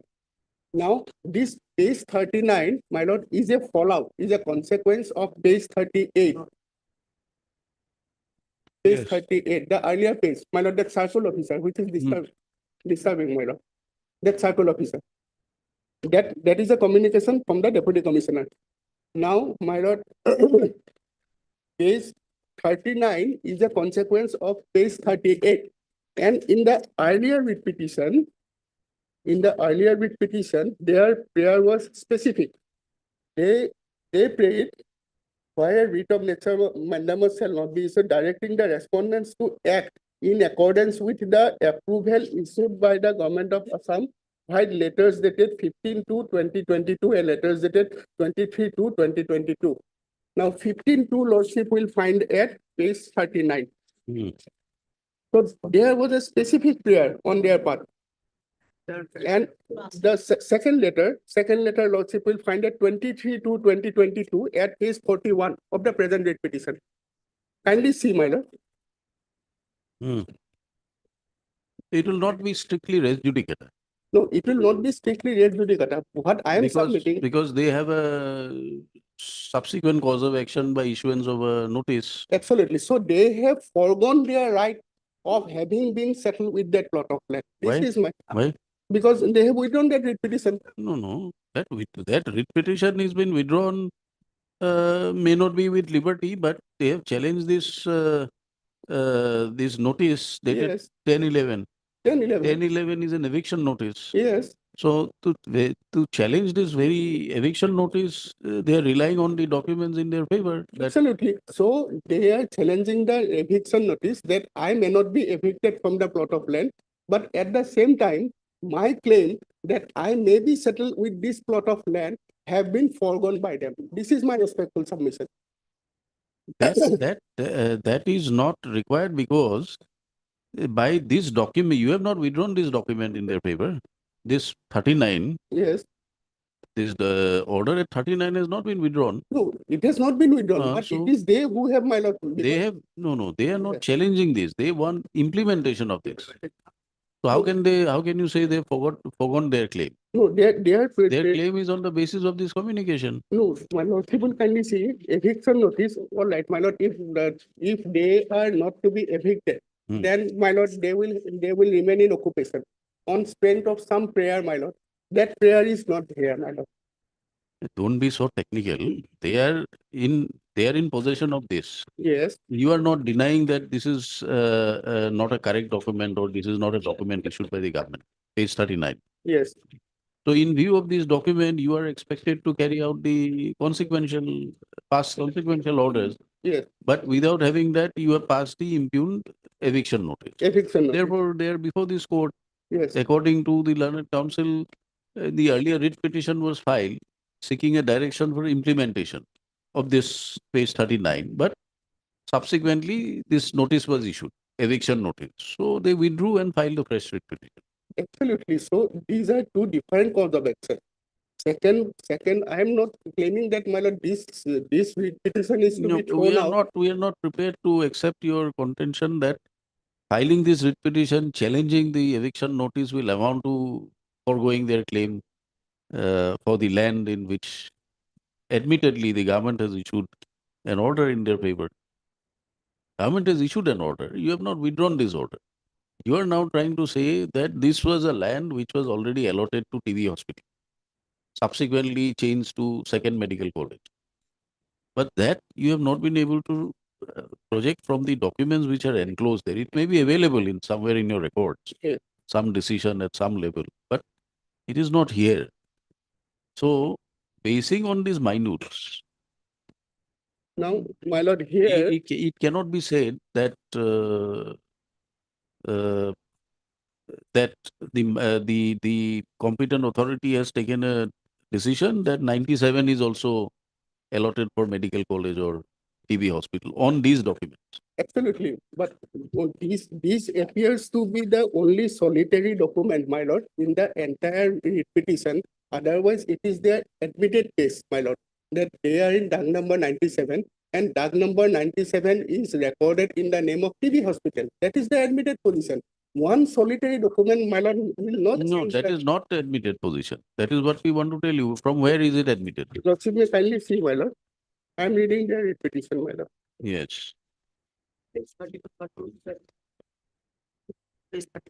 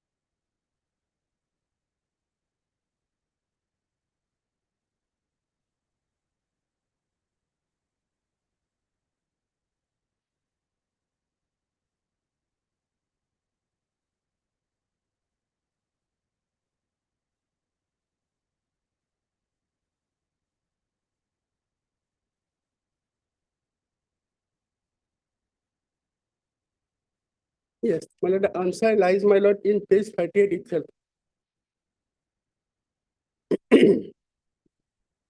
Lordship will kindly see, my lord. 38. Yes, because we have to read it carefully, my lord. Kindly see, here, my lord, I'm reading it, page 38, which refers to the letter and subject cited above. I have the honor to furnish here with the report submitted by the circle officer, Guwahati Revenue Circle, by letter number so-and-so dated 22 so-and-so, in connection with settlement of land measuring 1 bigha 5 lesser. Now here, the authorities are only concerned with 1 bigha 5 lesser. Dag number 97, my lord, consists of total land measuring 34 bighas. Out of 34 bighas, my lord, this 1 kotha 5 lesser, that has been found, my lord. Dag number 97 of Village Ulubari in favor of Arun Singh, that is the petitioner. It can be noted that the proposed land, now the proposed land is not the entire land. The proposed land is here, my lord, 1 kotha 5 lesser only. The proposed land is not allotted or settled in the name of TB Hospital. Here the authorities have, my lord, intentionally used the word, my lord, allotted or settled. I have drawn my lord's attention to our affidavit in opposition.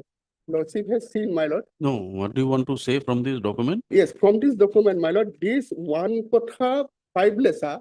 You want to interpret by saying that this document can only be read to understand 1 kotha 5 lesser 1 kotha. out of the Dag number 97 is not allotted to TB Hospital. Yes, out of the entire land. Because it does not spell out, my lord, about the entire quantum of land involved All in right. Dag number 97. Then, So the records available, proposal has been approved by SDA. so therefore, see, I do not understand how such an interpretation can be given. You see, if you take a particular plot of land covered by one particular tag number, My lord. that particular plot of land will have to be ordinarily measured to find out the location of the land.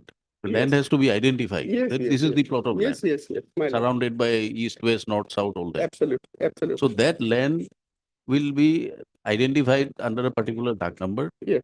allotted or granted to either vacant or allotted to government land or whatever. Now, if the interpretation that you are trying to give us, if it is to be accepted, then it will mean that out of the total area or under 97, which may have been allotted to TB Hospital, 1 kotha 5 lesser is not allotted. I can't see how you can connect the both, because if they're a part of the tag number, Yes. it is not necessary, because as on date there is no you are not giving the land allotted by I don't know how you say, by inches and centimeters and feet. Yes. Lordship, You say this my is lord. the land of the Yes. total area allotted to so and so, or marked Right. under in the revenue records it's under so and so. Yes. This interpretation, if you give, will mean that there was a demarcation of the 1 kotha 5 lechas Right. out of the total area. My lord. We are that total area minus 1.1 kotha 5 lesa is allotted to TB Hospital, Yes, my lord. and 1 kotha 5 lesa is not allotted to TB Hospital. Yes. And that is their claim. You give us that 1 kotha 5 lesa. They don't want the whole land. They're happy with this 1.5 kotha. So, they are happy, but my lord, the words. That is assuming we accept your Yes, interpretation. yes. Now, why I am making that submission, lordship will see here, my lord, this, my lord. You have to check your records and tell us what is the Absolutely, position there. no, no, absolutely, my lord. That of course, my lord, we will check our record. Check your record. Yes. Now what has happened here, my lord, the revenue record, the Chitha, it clearly mentions that tag number 97 is recorded in the name of TB Hospital. It says, my lord, TB Mahavidyalaya. Tar namot ase motobyo TB Mahavidyalaya. It is recorded. And the quantum is, my lord, 34 bigha 4 kotha 12.37 lesser. Now, they have not, my lord, disputed this revenue record. This revenue record stands as it is. This revenue record they have not disputed. Number one. Number two, this appears to be the only solitary, my lord, document in the entire, my lord, because I was checking the earlier order passed by this honorable court. There is also no mention, my lord, about the doc number 97.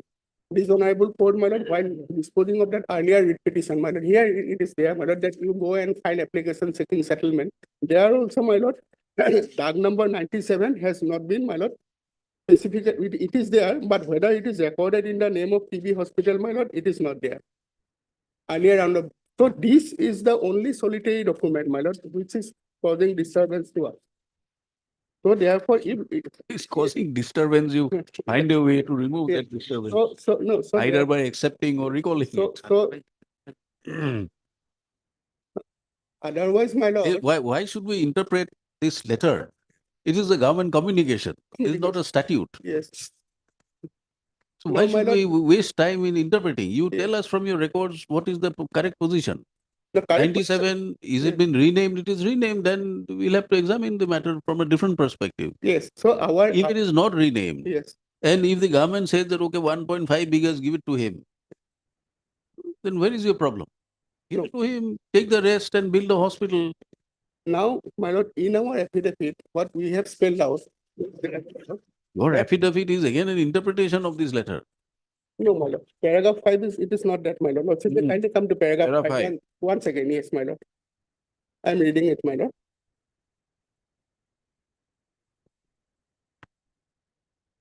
Paragraph 5. Paragraph 5. Yes. This is a statement on oath. Paragraph 5. My lord, I'm reading from the fifth line. In this regard, the deponent further begs to state that in respect of land measuring 1 bigha 5 lesser covered by doc number 97, village so and so for settlement in favor of petitioner, namely Sri Arun Kumar Singh so and so, had queried regarding the government white so and so had queried regarding the remarks column of SIFA, which is marked as TB hospital. The government has already made a query.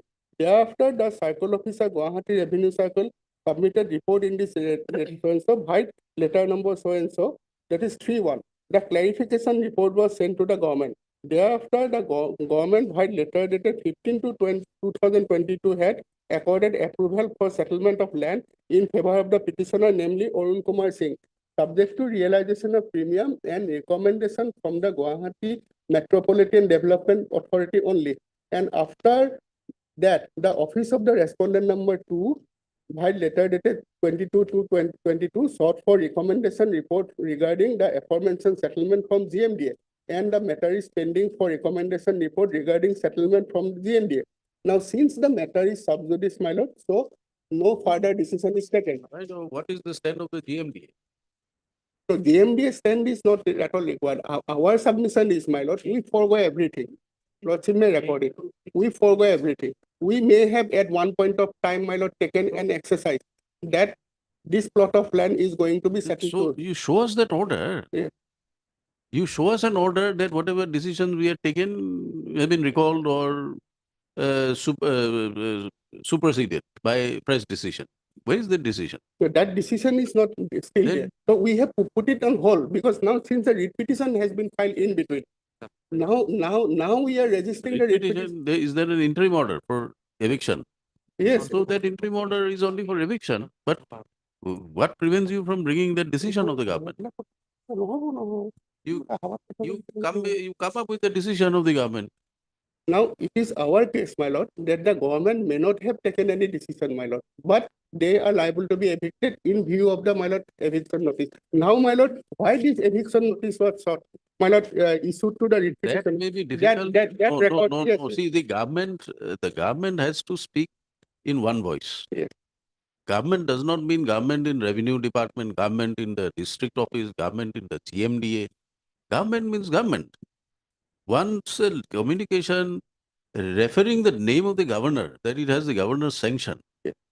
How can you say that we are not following this and we are going ahead with whatever we want to do? So therefore, my lord, this eviction notice.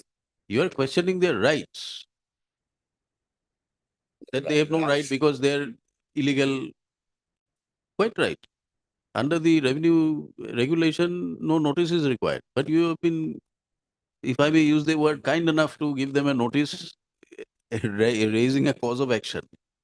But there is a government order. Yes. Now, my lord, why I am making this submission? Huh. It is only because of in the entire series of matters, there are only 5 to 6 repetitions of this nature. Apart from these repetitions, all other repetitions come another category, fall under another category where no decision whatsoever the government has started any process of allotment of their land. So Has their applications been rejected? no, my lord. Then you are bound to do it under the orders of the court passed earlier. Some applications have been, my lord, rejected. You take a decision, pass order. You want to withdraw this, withdraw it, but there must be an order. Yes. Yes. You may. Yes, yes. I am giving you Yes, the yes. benefit that you may not have an order today, My but lord. you may have something in the pipeline that this area we are requiring it for this. As a government for the people, you are to look into the claims of, see, there can be many different claims. It may be that he is in X, say, this is what, 97. Let us say he is in 96 or 95 or some other data, which is lawfully or under the provision allotted to him. What he does is, besides that, by virtue of cultivation or occupation or whatever, he occupies 97 with a claim that he's also been there. When the official settlement is in some other dark.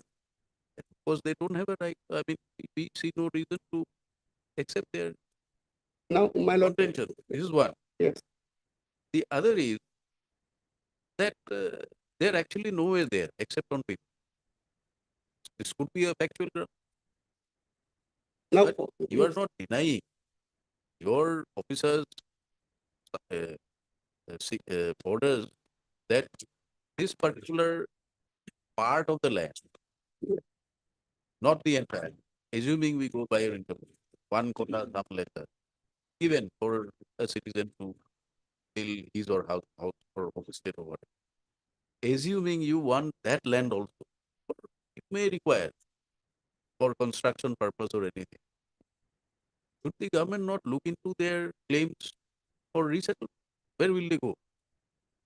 That resettlement, my lord, that is Not resettlement, yes. but giving them an Rehabilitation. alternative Rehabilitation to be precise. somewhere. Yeah. Now, my lord, rehabilitation. This is precisely what the revenue officials are required to do under the office of the deputy commissioner, circle officer, mandals, lot mandals. So these people, they are supposed to verify, give a report. Yes. So therefore, my lord, my respectful submission, my lord, these petitions have been filed. We have filed the affidavits, my lord, in all, except 1 or 2 cases, my lord. In all other cases, we have filed our affidavit. These writ petitions are primarily against the eviction notice. So they will have to satisfy before this honorable court that they have a vested right. Now, in this writ petition, for instance, they are trying to project a case, my lord, that at one point of time, the government went to an extent and my lord made a proposal. No, you are putting it the other way around. You see, their vested rights have been created by you by giving this 48 or 49 letter. Yes. Whatever. Where is that? Subject to realization of premium. Yes, yes, that is page 39, my lord. 39. Yes. This vested right arises from this letter, except for the fact that it will be complete upon satisfaction of these conditions. Yes. Now, these conditions, admittedly, you are not allowing, you are not permitting it to be satisfied. Yes. Now, if it is a case that they are not willing to pay the premium, their right goes. If it is the case that there is a recommendation by the GMDC contrary to your recommendation, which calls for your taking over, thinking about this land, then, then it's a different issue. But we have to decide by whatever is available before the court. Yes. Now, my respectful submission is that, my lord, now, in these cases, my lord, where government at one point of time went to an extent that realized the premium from them and settled the land. At that stage, my lord, the exercise halted and the views of the GMDA were, my lord, sought for. In the meantime, my lord, these writ petitions have been filed. All these batch of writ petitions. In the entire batch of writ petitions, my lord, we have filed individual affidavits stating that, my lord, the same thing, my lord, that this DAG number 97 as well as DAG number 96 and DAG number 201 and 202, my lord, they are government lands and those lands are required for construction of, my lord, second medical college. This is the pleaded stand in our affidavit.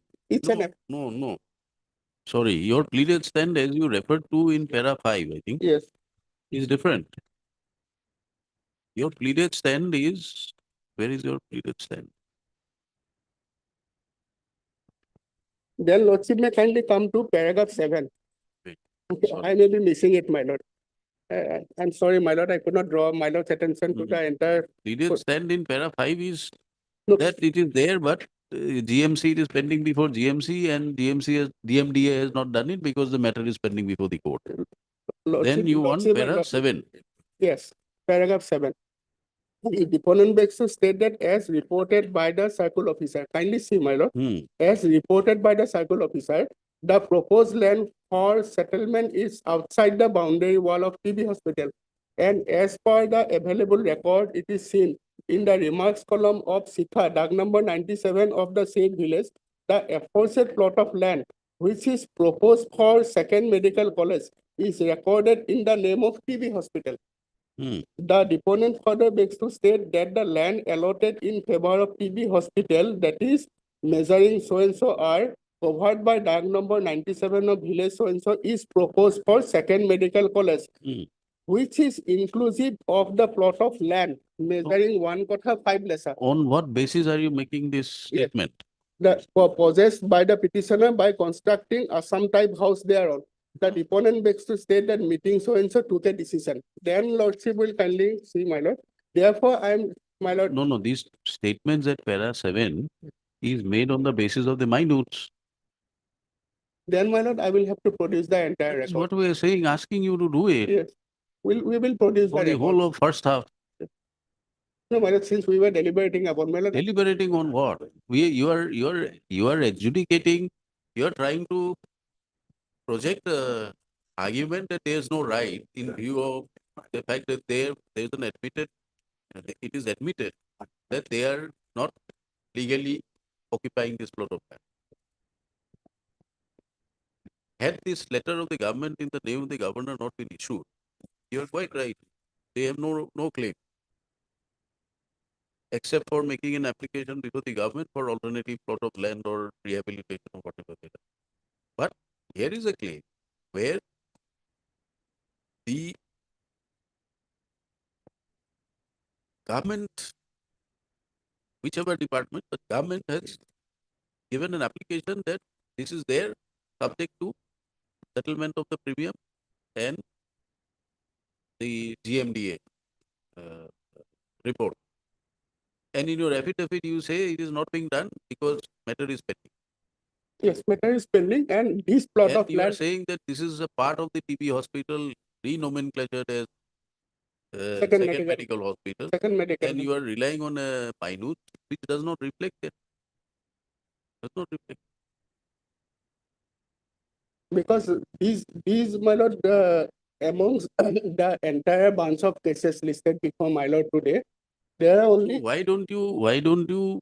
Because in other cases, my lord. Why don't you pass an order on this eviction notice, whatever grounds you have, and effectively pass an order that this is not possible in view of these reasons.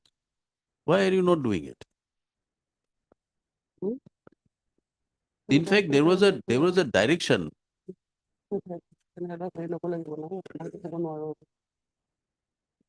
There was a direction earlier. Yes. To do that. Now individual representations have been filed. So let these representations be disposed of. Why don't you dispose it off on whatever materials you have? This is one option available. Yes, yes. And the other option of whether they have a right or not to be decided would require examination of your records. Yeah. We may accept your views, we may not accept your views. Absolutely, absolutely. now, my lord, yes, my lord, I'm so grateful to my lord, because that option, because my respectful submission will be, if lordship may be pleased. You ponder over it. No, therefore, my lord, if lordship may be pleased to fix this bunch of cases within a short date, possibly, my lord, next Thursday, let us get the records, and my lordship will hear it. And that second option is always open, that we will pass an order, if not convinced, my lord. No, no, because you see, all these petitioners are not I'm grateful. same plot of land. There are I'm different grateful. plots of I'm land.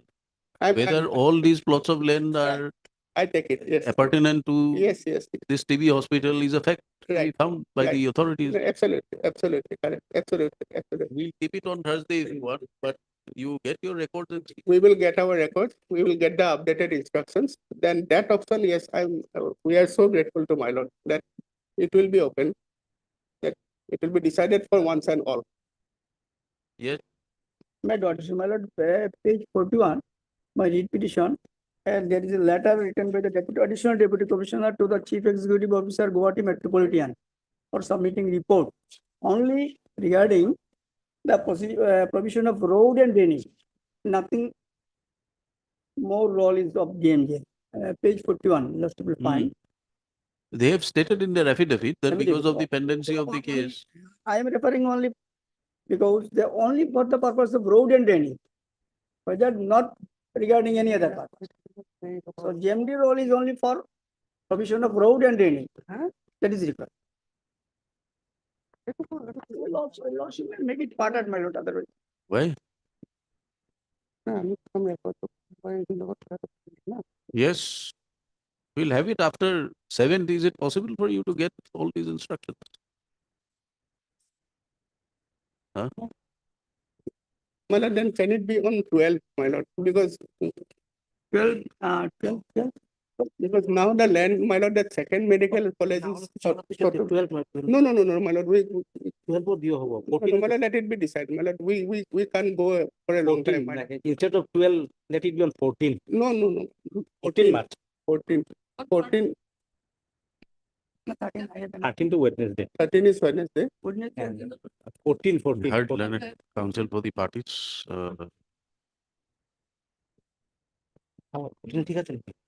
Matter is referred, enabling the respondent counsels to place before the court the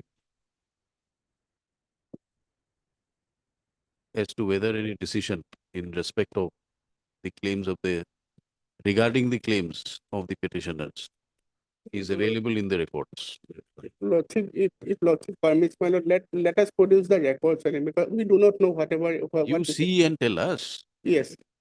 But I will You produce produce the records, but before you produce it, you satisfy yourself whether it is there or not. My lord.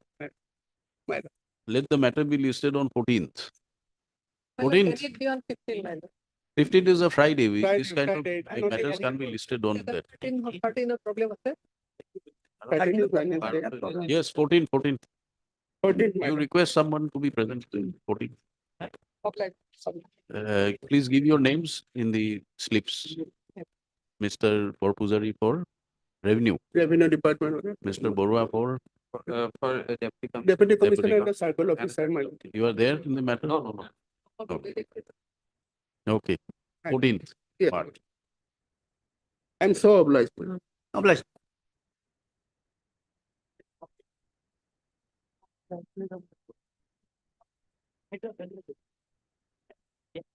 My lord, in this case, my lord, only some accommodation is my lord prayed, my lord.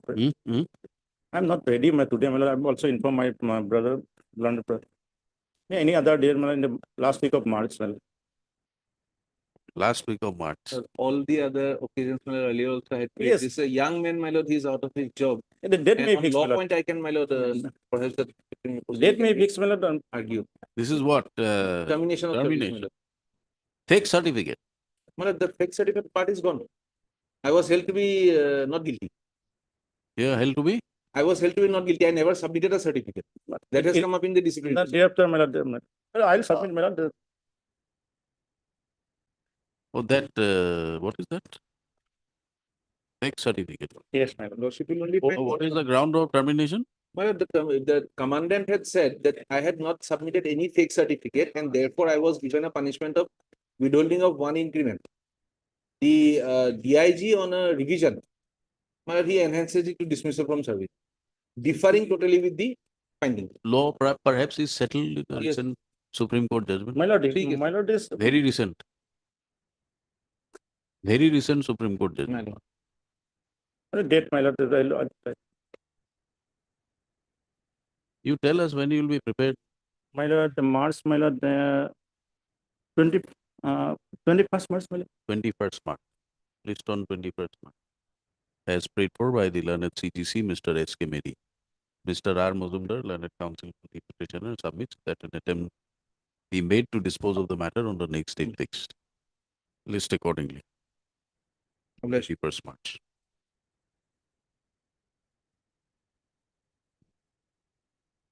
Huh?